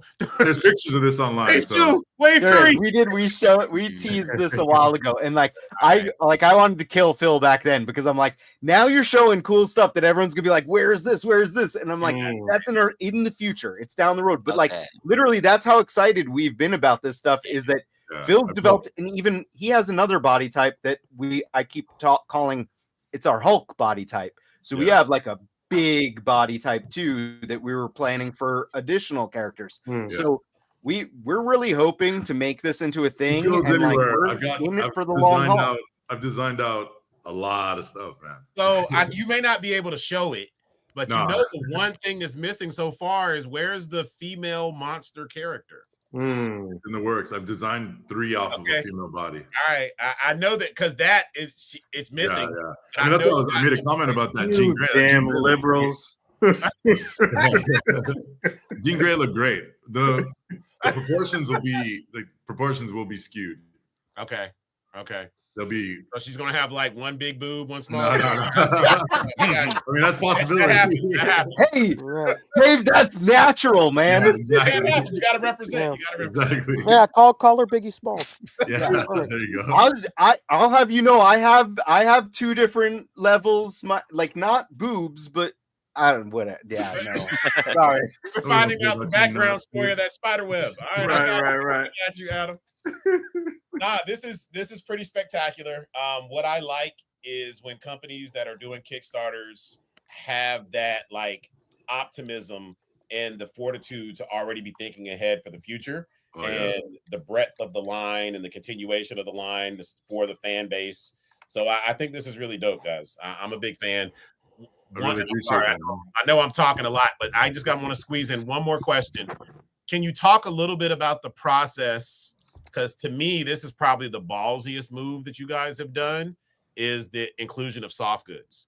Can you, not everybody, people struggle to even get their Kickstarters out with quality plastics, quality joints, quality articulation. Yeah. And then you guys have gone the extra mile. Well, I'll tell you, we had 2 other characters that I built that needed significant soft goods. That they were like that are going to be more layered heavy duty stuff, and we put them on hold because we wanted to make sure that if we threw soft goods into this, that they were going to be able to be made correctly. Yeah, hold the body on. You know, like we didn't want to. Again, everything is about. We don't want to put something out there that looks like crap, man. So these parts, the soft goods that we did use here on these guys. They're distressed. There's a lot of give for production. So if there is a problem, we can fix the problem pretty quickly. And that I've mentioned this before too, but like, you know, like I've been buying toys for freaking ever. And people are usually familiar with 3.0, but before they were 3.0, it was 3A, and that was Ashley Wood, the comic book artist, with 3.0 making toys. And they were doing stuff in 1/12 scale with soft goods for many, many years before Mezco was even doing 1/12 soft goods. And their soft goods were unique in that they were really well done. Plus, they also had like distressing weathering. And they had like paint and stuff on them. Yeah. And that's a couple of, I think 3 out of the 4 characters in our deluxe line are intended to be this way. So we are doing wired soft goods, and then on top of that, the distressing and paint added to it to give it that really gritty, grungy, lived-in feel. So it's not just like soft goods that you can go buy off of eBay or something. It's like, no, this is we're trying to take it next step into that like art vein to have like really high-end stuff that looks real when it, you're opening up this figure and you're like, oh, this thing's dirty, it's grungy, and you may want to you may mess with it and you feel like you have to wash your hands afterwards. That's crazy, bro. Thank you for saying that, because years ago, Punker Mike would come over and bring his 3A collection, and we'd be playing with them, and I would notice, like, hey, my fingers are like gray, like I was like drawing with pencils all day or something. And he was just looking up at the stars, like, nope, don't know what you're talking about. Don't know what you're talking about. I was like, I know you fucking know what I'm talking about. So thank you for Punker Mike and validating that. I'm friends with Punker Mike, and like I keep saying this. So Punker Mike painted a couple of these figures, but I introduced Phil to Punker Mike, and now they're like best friends. And I'm like, what the hell? Like I feel like they're leaving you out. Friend. They're leaving you out, man. What's going on? Yeah. He catches them at the local store together, like, hey, what's up? I didn't get the call. Exactly. What's going on? Exactly. Yeah, he's Stop great, holding hands as soon as you walk in, or what? Yeah. Adam, this isn't what it looks like. Yeah, I know. I'm just sitting there crying. And I was like, your brother was right about you. You're just a nerd. Yeah, he's cool, man. So we got 15 days to go, which is gonna put you guys on the end date of what? Again? February 1st. So Saturday, February 1st. So you do have some more Fridays, some additional potential paychecks. Paychecks, yes. the big thing that I want to remind people. So it's like we were saying this earlier. The Kickstarter campaigns, they always have a strong start. We had a really strong start. I think like we're still optimistic. This is feeling good. It's better. It's like at a better point than some of the other action figure Kickstarters that I've seen that are at this point in the campaign. But we're in that slow period because people tend to sit on the fence and wait till the end. I'll like that. To me, it's a little bit silly. Like I'm a guy that like if I see a Kickstarter that I'm interested in, I'm usually a day one backer. Like because when you go into Kickstarter, you can pledge for it. They don't charge you. You don't get charged until the campaign ends. And is successful. Yeah. So going in and putting a pledge in, all you're doing is helping get closer to that funding goal, and then also helping to get closer to that idea of like unlocking stretch goals if it's a possibility. So the cool thing about that too is if you put your pledge in, you can also change it over. Like it's like they allow you to do that. So up until it ends, you can add figures on or change to a different figure. So you're not like locked into something, but going in and putting your pledge in early ends up helping everyone. Like not just me and Phil and Josh, but it helps all of the other people that are also backing this thing because it's giving them more opportunity for like, hey, this is going to happen, and for unlocking stretch goals that they may be interested in. So like it's a good idea to kind of just go in there, get a pledge in, help the campaign. If you're not in the place to help, or you're not interested in the figures, but you are like a member of the toy community, sharing this. Like I ask anyone to like, whether that's in your IG stories or whatever, share, because getting more eyes on this is really our goal. Like that's this is all word of mouth, guys. Like this is the way we're going to get this to happen is by more and more people seeing it and hopefully a couple of them being interested in it. So, and any of that, like I'm super grateful. I'm trying to, if you tag us and you share, I'm trying to repost everyone's, and maybe you'll get a few followers out of it too. Like, so it's like, we're all in this toy community together. And like, if you can help, please do.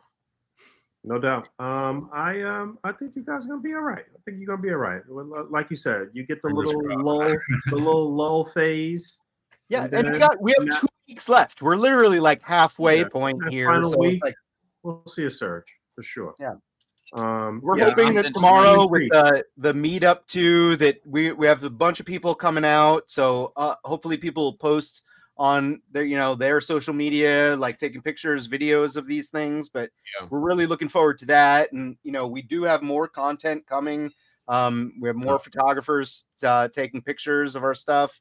I shipped a few prototypes to 1/6 Shooter. Art with Toys is going to take some. I'm going to hand these off to him. He's going to take some pictures. Is Trev down in the chat this evening? He was earlier. Oh, okay.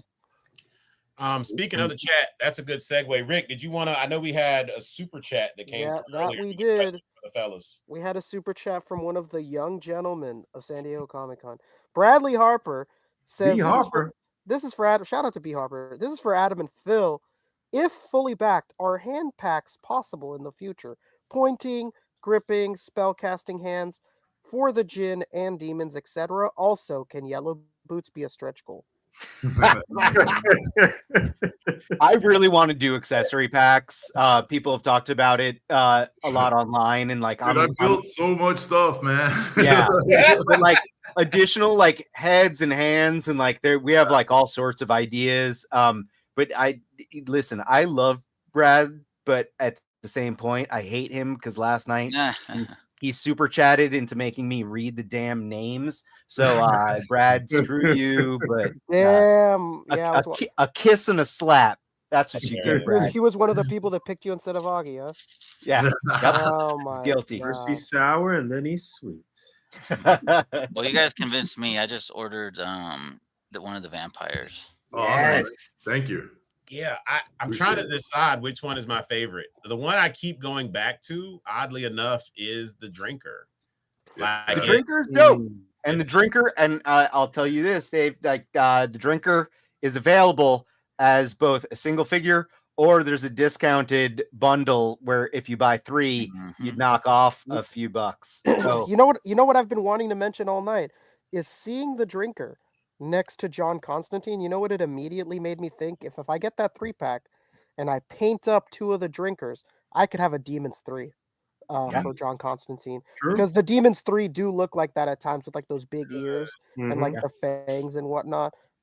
Very, very, very, very sick figure. Yeah. The drinker also comes with 3 heads. So he has the creepy smile head. He's got the full open mouth, like vampire fangs going on. And then he also comes with that skull head that has the articulated jaw as well.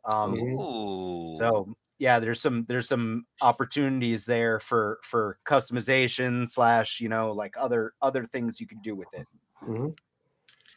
Yeah, when you see these guys in person, if you get them in your hand, it'll probably sway your opinion because there's a lot going on that it doesn't photograph. It photographs well, but there's a lot happening in these things. And when you play with Phil's making fun of my crappy white background pictures. Again, guys. No. There's some sick ass photos, man. Some of these guys. But yeah, the part of why we're hoping this meetup tomorrow. Like we have a bunch of people. Rick is coming. I think Punker Mike's coming. MCU Collector. Unparalleled Universe. I think Agent Gomez is coming, and like I said, Jesse Falcon's gonna be there. So like, I think we're getting like a good swelling of the toy community gonna come visit at Frankensons and see these in person. So it's like I'm hoping that Adam. What's that? Are you guys gonna live stream your meetup? So this is where my problem lies here is that I am going to be like settling down at a table and like setting up the prototypes, and I'm like, I don't know if I can be doing camera stuff. Phil is technologically inept, so it's like I'm kind of hoping that one of the other guys that's there will like do some video and photos. So like I'm hoping to get some content, hopefully from other people that are there because I'm not sure that I have enough hands. Yo, is Jordan coming? Who? Jordan, my wife? Yeah. I don't know. She's still at work right now, so we'll see when she gets home tonight. She'll run circles around all of us with that. I know. No, I asked her, but I was like, you don't have to. I know it's crazy at work right now. She's working at a video game company and they just launched the game and like she's got all sorts of stuff going on. Like, I'm not doing another Wendigo photo shoot. Yeah, exactly. Yeah, exactly. That's exactly. Dave, I said I was sorry about Big Bear. Please. Oh shit, man! You better get fucking Hollywood to do this shit for you, man. Right? That guy's gonna be there. He better do it for you. I know. He lives local to me, so if he doesn't, man, I'm gonna have to go knock down on his door. Yeah, but he'll figure out. He'll charge me. Like he charged me for the Legion's Con table. He'll figure it out like some way to make it lucrative for himself. Dude, he really is Hollywood. This is crazy. So he becomes a toy maker and he does this to you. So here's another fun question. We've seen a lot of Kickstarters. Speaking of Hollywood, he did this. Are you guys going to do a marathon on the last day of the Kickstarter on February 1? We were talking about it. So Wade has been a big supporter, you know, like he actually like he was a big fan of this line when we had already kind of known each other, but like he was like, when he found out about it, he was all nuts about it. And then he found out that I was involved with it. And, you know, then he hated it or something for a second and then decided to like it. But he's been a big supporter. So in general, like he said that he's down to host a live stream right at the end. So I think the idea is, because it ends on a Saturday, I don't know that we're gonna do a full overnight one because that's like sounds brutal, but we might pop on his usual Friday night live and then go to sleep maybe for an hour or two if I can sleep that night, and then pop back on because the campaign ends I think around 6 p.m. Pacific time on Saturday, February 1st. I mean, you got to film it, bro. That's what all the kids are doing. You got to kind of. If this thing isn't fun, I don't know if I want a video of me falling apart, dude. It's gonna be a real Simpsons moment. See, if you pause the video, you could see the moment where it's yeah. In front of the fucking mirror, like not Full Metal Jacket.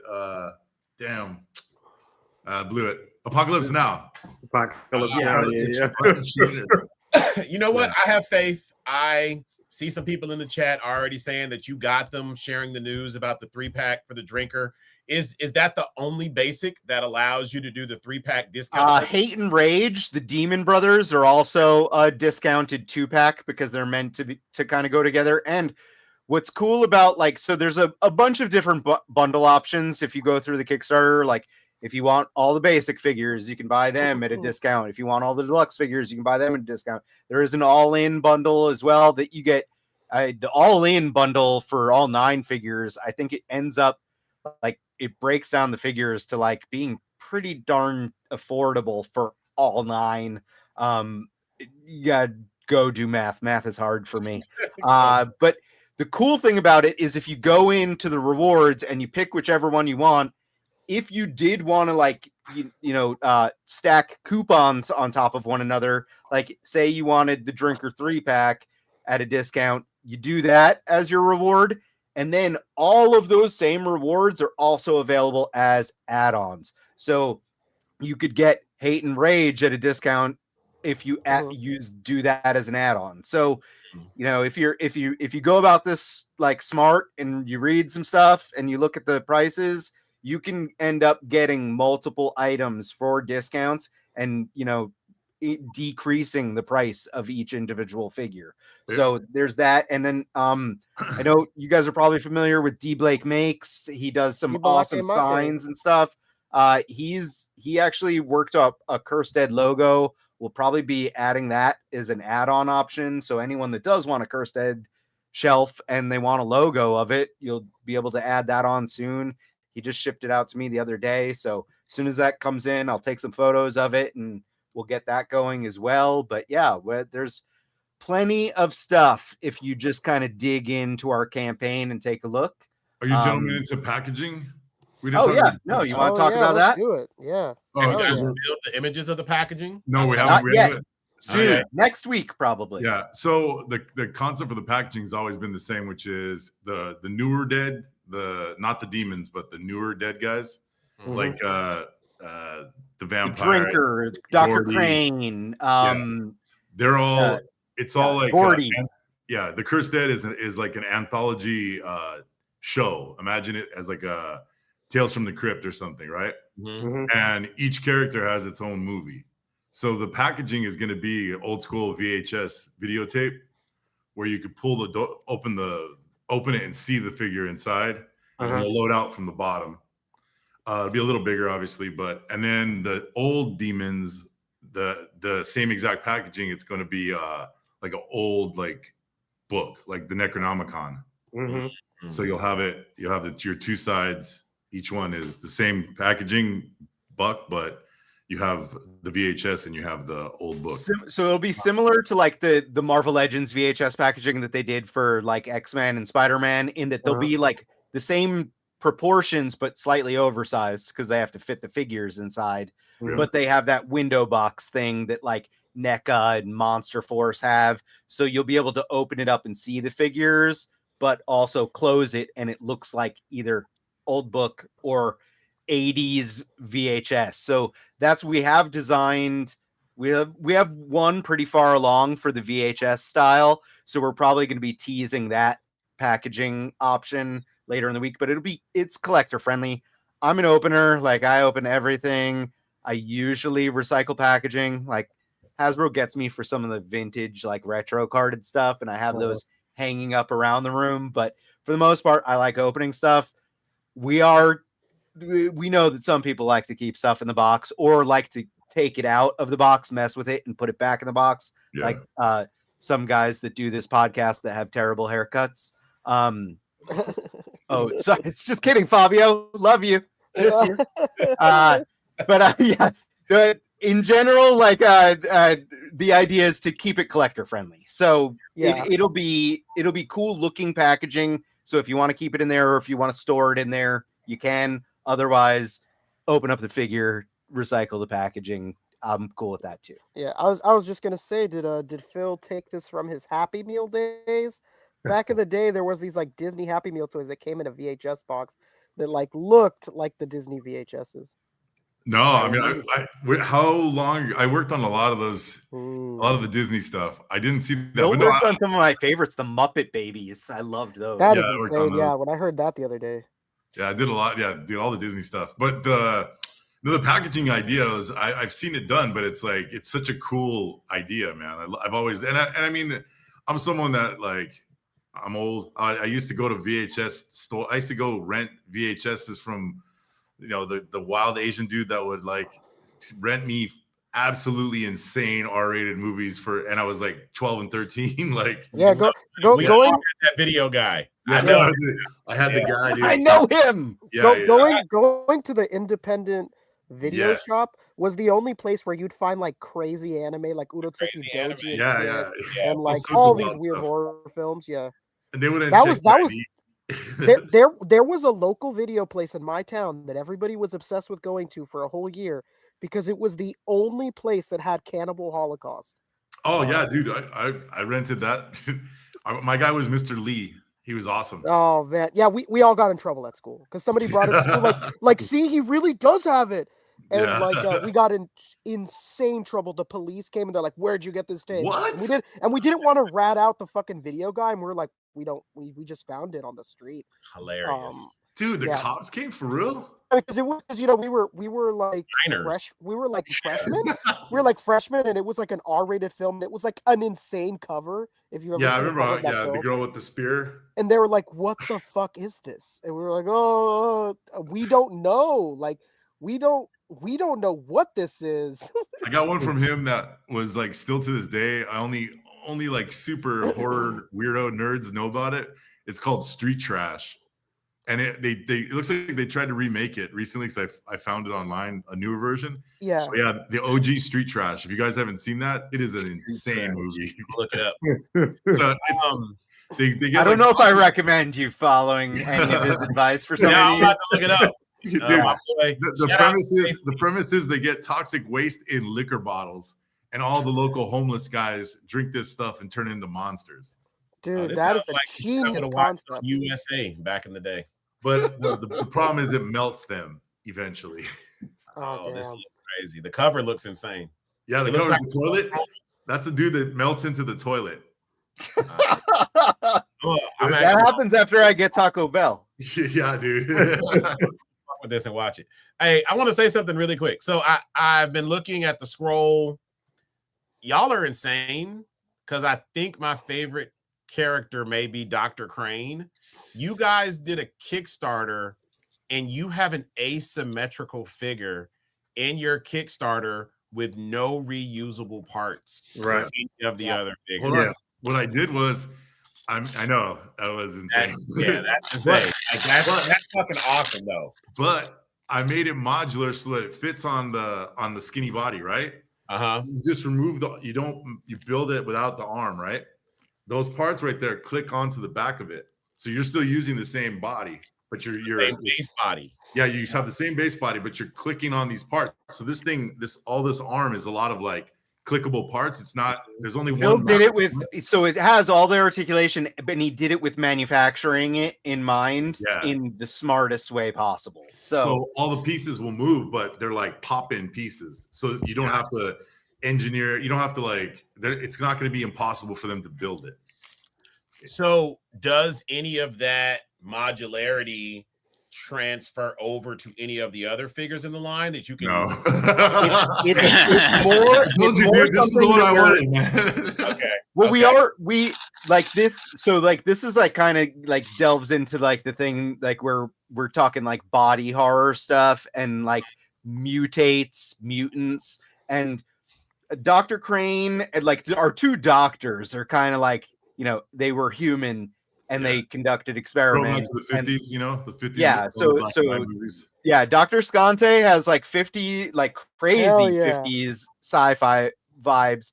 And then Dr. Crane here is more like, you know, our modernish version of the Fly, the classic Fly experiment. But the Dr. Crane, like it's like that little arm and stuff, it's a little ball and socket, so it's actually posable as well. And we do want to do more of these like mutant creatures. Like we call Dr. Crane is the first human sect, is like we're calling them human sects. And like so we want to kind of eventually do more human sects. So whatever insect you want to see crossover with a human, we have ideas, and we're happy to hear other people's ideas as well. But like that's kind of like, you know, one of the pathways for the Cursed Dead in the future. Yeah, you know, I got an idea for you. Where's the Scante Warriors? Or Dr. Scante. Dr. Scante needs it for his Peepa pistol. Come on, man. There you go, dude. Have you read the story? Hell yeah. Right after you guys told me, I was like, dude, this is amazing. Project Broken Windows. Well, unreal. So how do we get one of those pins? Oh, dude. I give those out to everyone that I see. So you just have to come see me, Michael. Oh, son of a gun. Like, there's always a catch. Old pictures of me. I was fat as hell, dude. Dude, yeah, that Scante is amazing. You're gonna hate the picture I posted in the IG stories today for Jesse's birthday. Oh, dude, I'm just a fat ass, dude. I lost. Yeah, dude. No, the Scante thing is Mike is actually, Punker Mike's helping. We're gonna do like a reading of the story and showing of the action figure. That hopefully we get it done in the next couple of days. All right, who's kids school you guys going to do the reading? Yeah, it's actually Jesse. Jesse's doing all the voices. And then like again, guys, Adam didn't get invited, so I'm gonna be crying like the girl that didn't go to prom. Hilarious. Yeah. Cheating on me. Jesse did a bunch of voices for Marvel What The, right? Yeah. That's he likes that shit. Yeah. He's good at it though. Yeah. Jesse freaking All right, so we're looking at February 1st for the Kickstarter to end. You guys got to get out there and support this. Let's get it over the finish line. I think it's been a pretty good run for Kickstarters through 2024. You know, it's been more hits than misses, that's for sure. So I think you guys have a very good shot at getting this over the finish line, especially with your wealth of knowledge and you guys is being super seniors in the game. We're old. Years. It's been 35 years in the game, I think now. Wow. Do you, outside of this line, both of you, do you have a favorite figure that you've worked on? Oh, I can answer this. Damn, I've done thousands of figures, man. You gotta have one though. You gotta have me too, one. you asshole. Yeah. But I actually made them though. Like one that really stands out to me that is like one of my favorite things that we worked on. So we did we've done a lot of the Muppets line for Diamond Select. I love like Muppets. I grew up with the Muppet Show and then the Muppet Christmas movies and all the different movies. Like I just have this soft spot in my heart for the Muppets. And I own a good chunk of the Palisades figures that were all fantastic, had amazing play sets. So when Diamond got the license to do Muppets, it was like, oh, what can we do different? And it was like, oh, make them in scale with one another and then in scale with other action figures. So the Diamond Muppet line is like that 1/10 scale, but it's actually like it works really well with 1/12 scale. We upped the articulation. So as all of those figures have way more articulation. And then I think it was wave 2. They were like, we want to do Statler and Waldorf. And I was like, oh, hells yeah. And I insisted on including the balcony because Palisades never did the balcony or anything. And I'm like, it's kind of part of their character is heckling people from the balcony. And I was like, I want the balcony and I want to be able to mount it on my wall. So luckily, and I basically called up Chuck Tercero, who's like the main guy at Diamond Select, and I laid it all out there. I was like, no, this is very important to these characters. It's something that Palisades didn't do that we could do that will, set it apart and make it exciting. And he agreed to it. And we have Statler and Waldorf with the balcony, and I think that they've even reissued them, so they're still kind of available. I have one at work and I have one here at home hanging on the wall back there. And yeah, it's one of the ones where I'm like, I'm so happy that we got that done. And I'm glad that I fought for, that element to add to it. So and you made it one myself too. Yeah, me too. You made it in a very smart way where it feels like all the other like bases that they've done before with their figures, it didn't seem like they you did anything that would have set them for alarm, I guess. Right. Would be the best way to word it. Like it seemed in line with something that they've done before. We made it in the simplest to produce way possible. Exactly. In all honesty. Like, because I knew that like that was always a thing that would happen, and not just with Diamond, but with any action figure prototyping work. You so frequently get hired to do these things, and everyone has these like big dreams. So like everything's loaded with accessories, everything comes with a ton of stuff. But then it's like, then you hand that off, and then the client, they go to the factory and they start pricing it out and figuring out like all of, the ins and outs of getting these things done.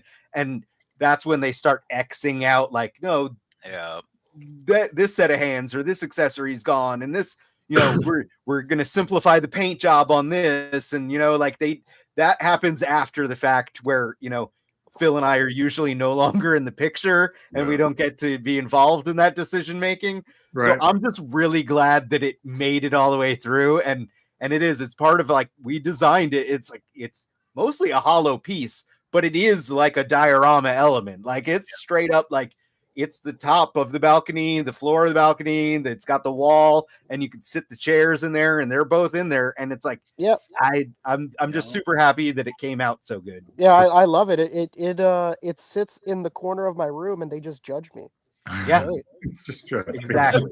They've made quite a few appearances in toy photography too. So very good shots with them over the years too. To your question, are you talking about something that ended up in production, like finalized? Oh, Phil's can tell you all the stuff that never happened. Wow, that's like a whole nother episode of the cast, Phil. You dealer's choice. You tell us. My favorite things that I've got to do were Mojo and MODOK for Toy Biz. But the figures didn't come out the way that I built them. Really? Yeah. All right, tell the story. I want to hear it now. Oh man, if you see my because that one was like, Mojo's one of my favorite characters. So I literally spent a whole month, which is like a long time for me to work on something, making that character perfect. And it's big. It's like this big. Phil has the prototypes on display in his studio. And I wish I was like there. You guys big Mojo? if you look at them compared to like the final Build-A-Figure that was released, it's like night and day. Huh? You might shed a tear because it's like it's lots of things change in production. There's a picture, I think on my Instagram, there's a picture of the Mojo and there's a picture of the MODOK. But also I got to sculpt all the little X babies. Oh yes. Nice. I did all of them. I did like I've actually seen those before on and those never got made. Yeah, but I've made all those. I have them all. That's on the Instagram as well. And then it's funny because Phil and I, we love one another, but we also give each other shit all the time. And Gentle Giant did the digital sculpting prototyping for the Hasbro Marvel Legends MODOK and Mojo. And I obviously it's like, I've been a fan. I own Phil's versions that have come out. So and Phil always he's like, oh, you're trying to show me up or nice job, whatever. You think you're better than me? Yeah, exactly. But I was first. Literally when those jobs do come up at work, when we get them, I go into my garage, into the bins, I pull out the originals, we bring them in, and it's like myself and the digital sculptors, the whole team, we look at them and we're like, we're using those as hey, what can we do to bring this into the modern line, and what things can we change, because obviously articulation has changed and some of the just design sensibilities, little things, but we're trying to be respectful of the originals because we loved the originals and they were awesome to us. I own them, and then I'm stupid because what I really should do, guys, is when Hasbro hires us to do these things, I should then put Phil's up on eBay and get rid of it. I know a new one. There he is. Hilarious. I don't remember to do that though. That's some nerdy insider trading shit right there. I'm gonna start following your eBay account and I'll be like, yeah, exactly. Whatever Adam's put up for sale means that there's a new one coming. I'm about to become a leaker, a news leaker. I'm be like, according to these eBay Rectangular's probably already following me. Yeah, look, Todd's in my inbox right now saying you better fucking not. You better be fucking joking, buddy. That's my market. Shit. Jesus Christ, man. You did so many of these fucking. Wow, I'm looking at your Mojo picture right now. This is insane. Yeah, I'm on Phil's Insta right now. Yeah, Phil. What's the Instagram? It's it's under my name here. Yeah, it's his name on the chat. Yeah. I don't want you to have to scroll, so I'll just send you the Boog, if you click on that Gordy pencil art, it links directly to it's got in the top row right there, the pumpkin drawing. 2 over to the right. Oh yeah. Click on that and then click right in the thing. Yeah, there you go. So it's funny because, and this is gonna sound fucked up, but it is a compliment. I didn't think there was any way that Mojo could be any more disgustingly obese. Boog just pulled up too. Phil sculpted the Resident Evil figures for Toy Biz back in the day. So it's he has a good creature monster pedigree. Yeah, Gremlin. Yeah. Wait, wow. I still have my Gremlin on display. That, Phil? Yeah, I designed that straight up, dude. That was they just said that was the coolest thing about Toy Biz. Jesse would just be like, hey, you want to make a Gremlin? I'm like, yeah, can I make it however I want? And he's like, yeah. So he's all jacked up, dude. He's got an arm longer than the other. He's got a club foot. He's got extra. He's got a hair lip. I added a lot of stuff to it. You made Marvel Select Watcher? Yeah. Nice. Bruh.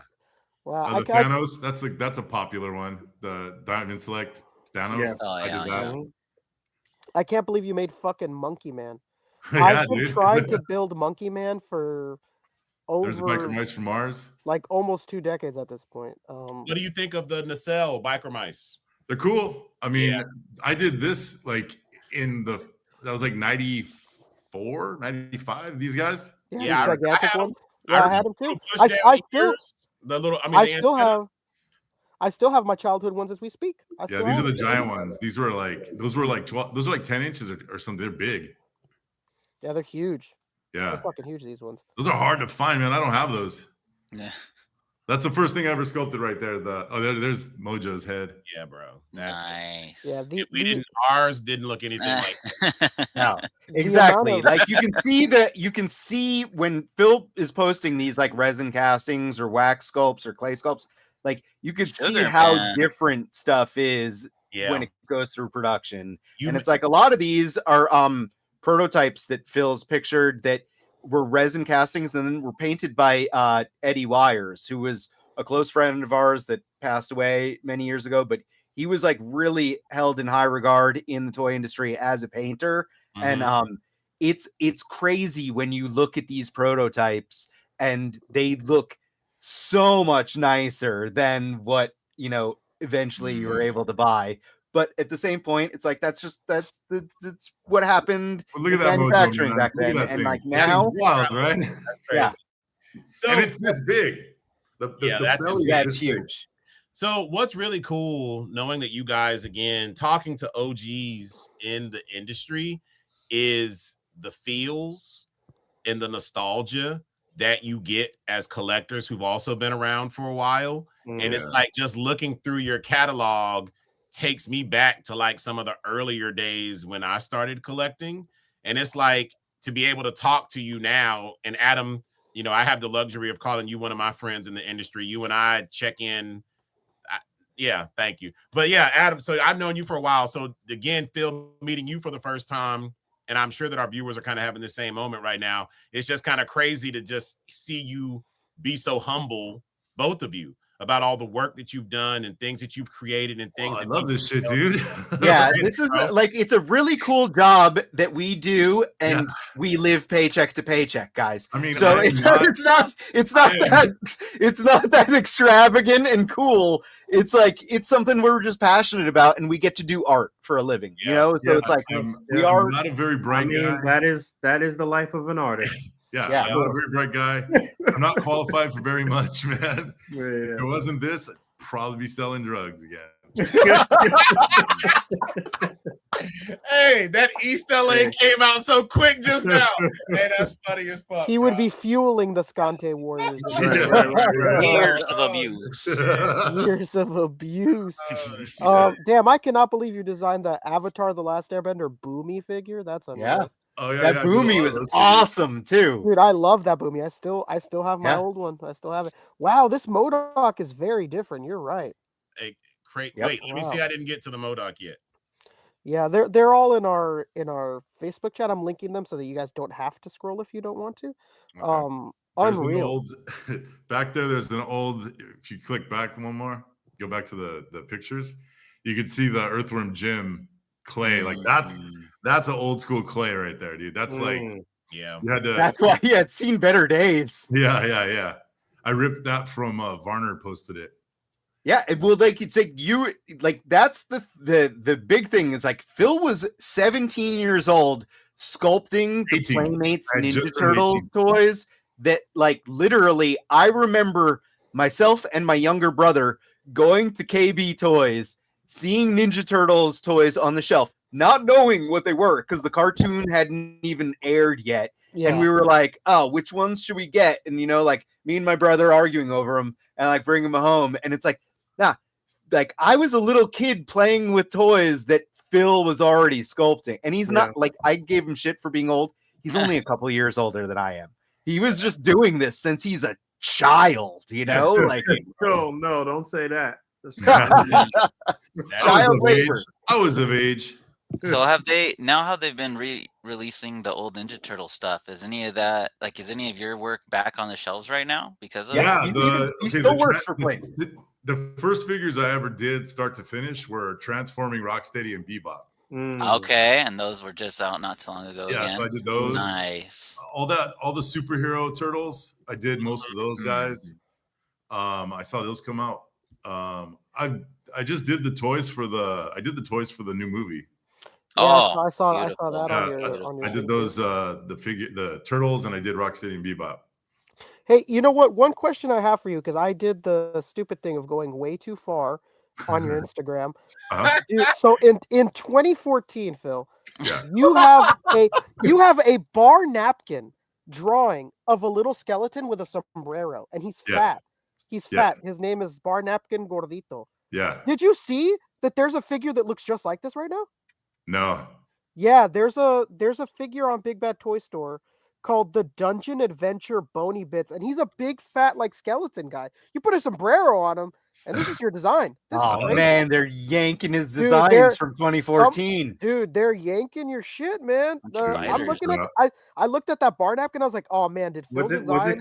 What's it called, Rick? I just put it. I put it in the chat right now so that Phil could see it if he wants to too. I can't see the fucking chat. Sorry, guys. I can't.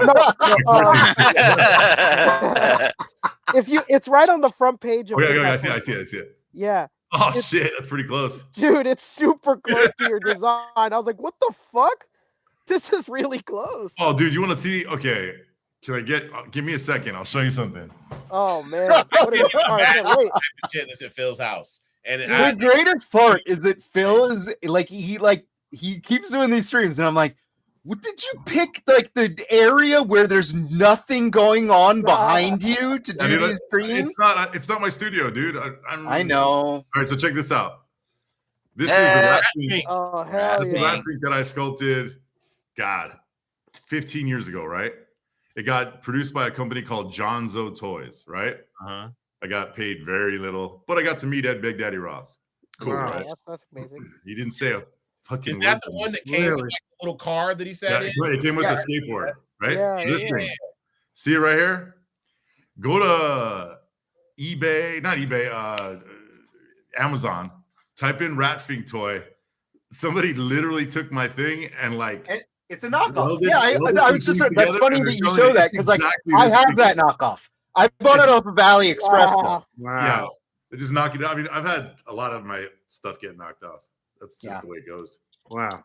That's insane. Yeah, it's $17 right now. Yeah, exactly. Yep. Yeah, $17.99. This is crazy. Yeah, and not a bit of it is coming to me. Yeah, you know, I back Kickstarter cursed head. Yeah, exactly. Send Punk and Mike to bust some kneecaps over there. Punch the legs, bro. You gotta punch the legs. Yeah, punch those hands. You know, I had to ask about that skeleton because you have you ended up doing a fucking 3D render of it. Yeah, I did dude, it. Your 3D render of that fat little skeleton looks just like this fucking figure, man. Yeah, it's pretty funny. It's really close. That's crazy. Yeah, what a strange coincidence. That's nuts. Yo, I can't tell. I think this may be Toy Biz Legends, but these things that you've sculpted. That's my favorite. One of his favorite characters. Yeah. Like I probably would have guessed that without you saying it.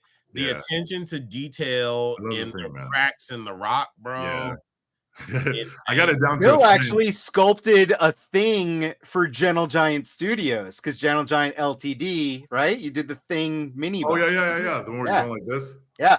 Ooh. Yeah. There's also on the Instagram. I did during the pandemic, I sculpted a statue of like the Thinker, the Rodin sculpture. Yeah. Yeah. So I did it. It's called the Thinker. And it's in there. It's a picture of it. It's 3D. It's built. Yeah, I'm gonna keep scrolling. It's the thing, and it's just he's my. You he's did my favorite.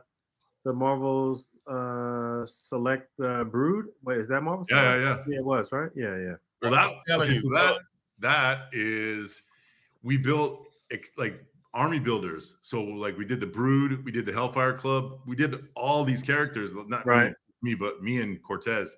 Mm-hmm. And I think some other guys did a couple things. Aim Soldier was one of them. I did those are legends though. Those are legends. So we were gonna or it got reused. Every figure was gonna come with a second figure. Right. That was for 11 for the bring on the bad guys way. Yeah. Right. And the original idea for bring on the bad guys. They couldn't hit the number, so they all got canceled.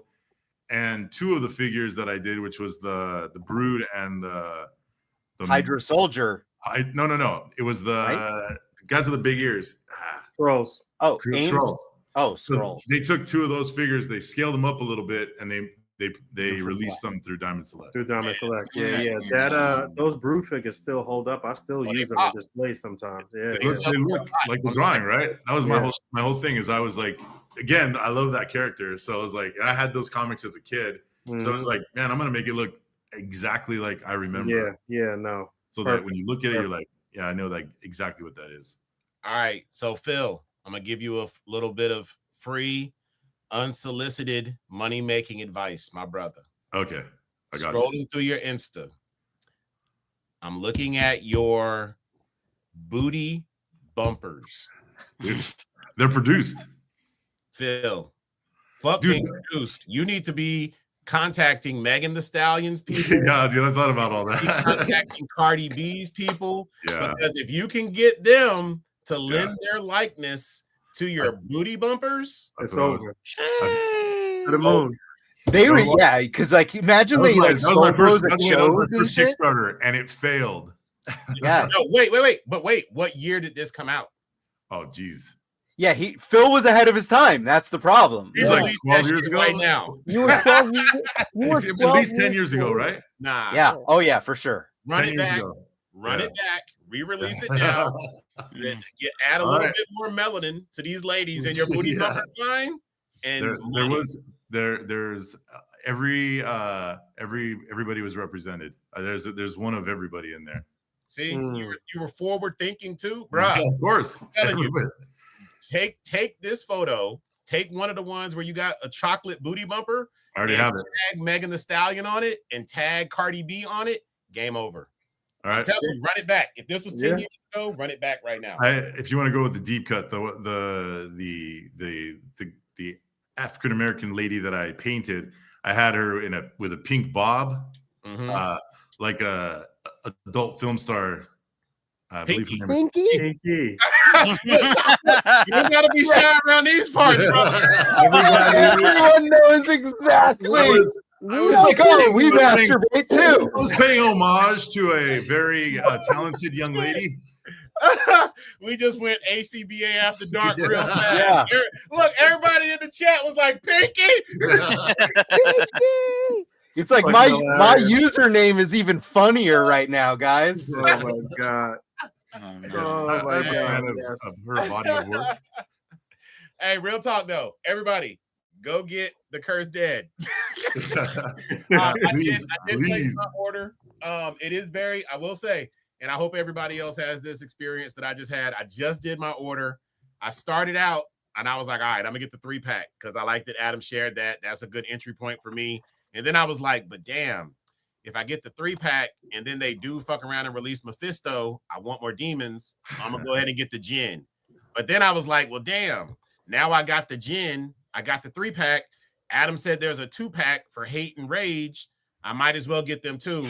And then done. So that's it's snowball. All 9. Come on, you gotta get all 9. What are you doing?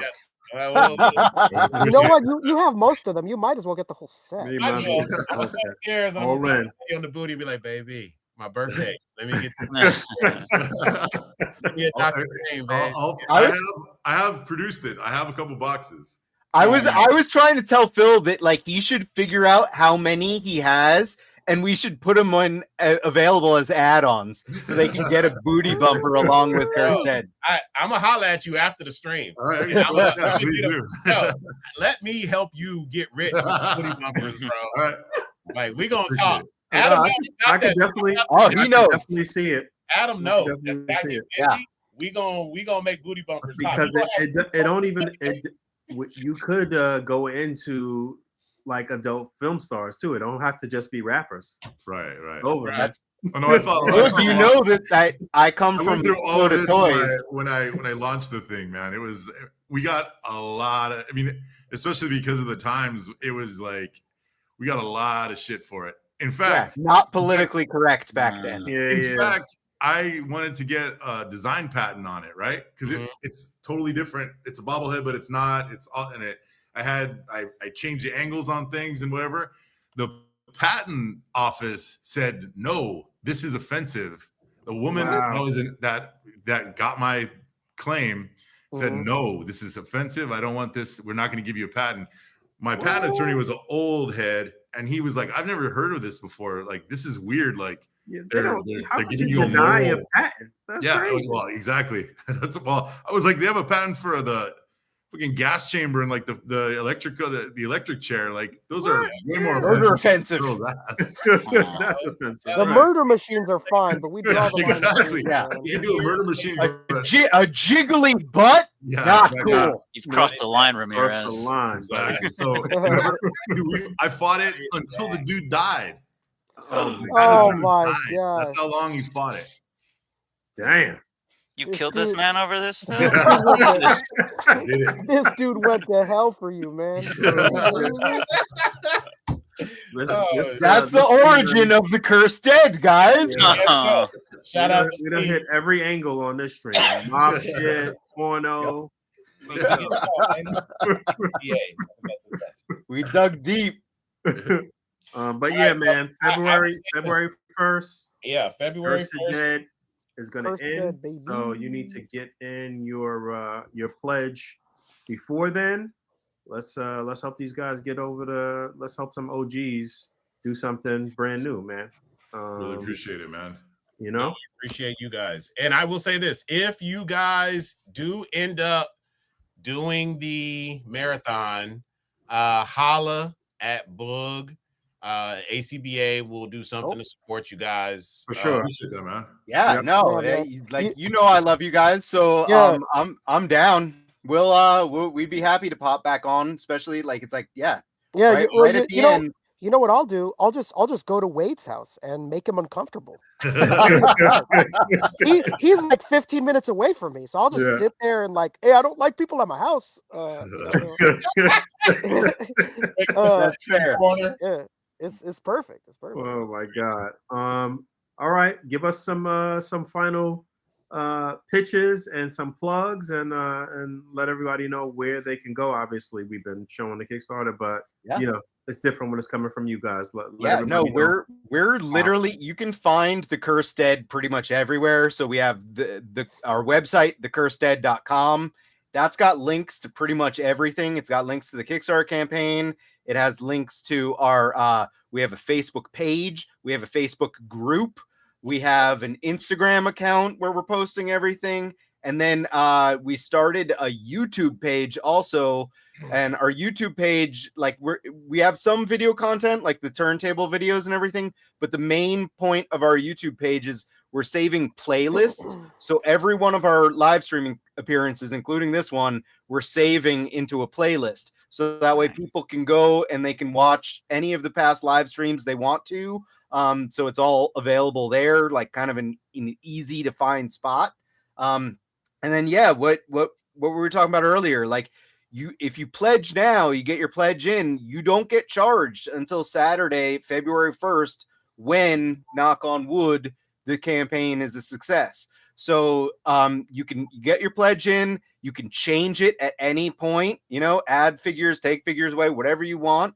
So like, just get it in because that just helps all of us. Like, and I'm not talking about just the team. It helps everyone because we get closer to being funded and closer to unlocking some stretch goals that will be cool additional figures. And, if we happen to blow by that stuff, we do have other ideas that we would like to incorporate in here. And I really like the idea of starting, like if we, blow past those initial 2 stretch goals that are new figures, I want to like try to include items with the offerings already without charging any extra money. So it's like the idea would be like, include additional like accessories or like elements like hands or heads or stuff like that. So, but that's again a little ways away. We'd have to blow past some stretch goals. So I don't want to make any promises that may or may not come true, but that is our hope. If we get there, we want to be able to like give back a little bit, otherwise share, please share. You never know who's going to be interested in this stuff that like may follow you on social media. Like your grandma might be really into weird horror figures. Like who knows? So please share. No doubt.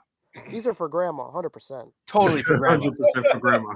Yeah. Read the backstories to your grandma. She'd be into it. Granny certified. And right before we get out, see, Brian says I'll be there too, Rick. See, me and Brian will be there just making Wade uncomfortable. Great. Excellent. He'll want us to leave. It will be awesome. One of us will try to hug him, and then we'll get assaulted. It's gonna be great. We got a super chat from T Smith, baby. Shout out to Tim Smith. Shout out to Tim. Yeah, super active in the Discord. What a fucking guy. Says much love, rerun gang. Cheers to the guests. Thank you so much, T Smith. These are the cursed dead, baby. And please, anybody that's on the fence, go back now. And like they said, you can adjust it whenever you want. So, just add anything you're even kind of interested in right now. And then, before it closes, you could switch it up or add even more if you want to. But help support these guys who have been busting their ass for this shit. They for a lifetime. Yeah, for a literal lifetime, man. Yeah. You literally are talking to some of your favorite figures creators right now. Yeah, this man raised us. Yeah. For real.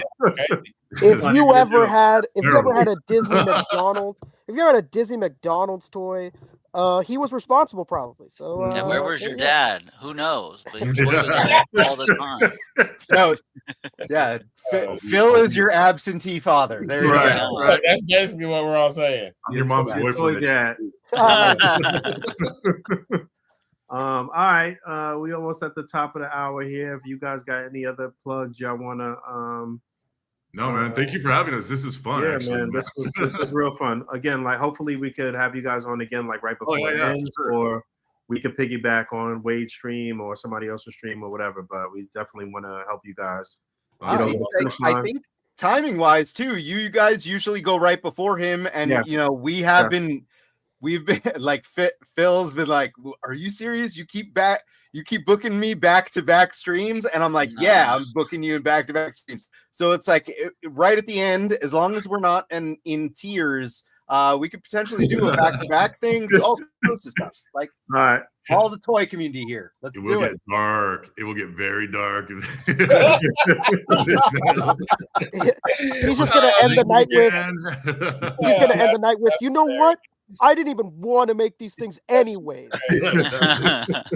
We'll literally take the Dr. Crane fly prototype and just slowly walk away from the camera. There he is. With the Hulk music. Yeah. No, well, we're optimistic here. Quality product, definitely a track record of success between both of you and the entire team. Mm-hmm. We're going to make it happen. Let's make it happen. Let's make it happen. All right. With that said, thanks everybody for hanging out with us this evening. Thanks for the super chats. Thanks for listening to everybody's war stories. And again, get out there, support the Curse It Kickstarter, and we will talk to you guys shortly. Thanks for hanging out. Don't forget to rate, comment, and subscribe. Hit that bell down there. And until next time. Thank you. Goodbye, everyone. I don't even know if he's really signing off, but yeah, I don't even know. Because Poncho does it for us. Yeah.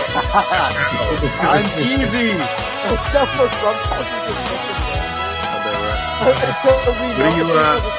we didn't say this, but we usually talk about what we've been watching for the past week or couple weeks, so movies and shit. So anything interesting? Have you guys seen the I asked about Nosferatu last week. Nobody here has saw it. You guys saw it? I saw it. I haven't seen it. I keep seeing all of these really like What's going on with the Nosferatu?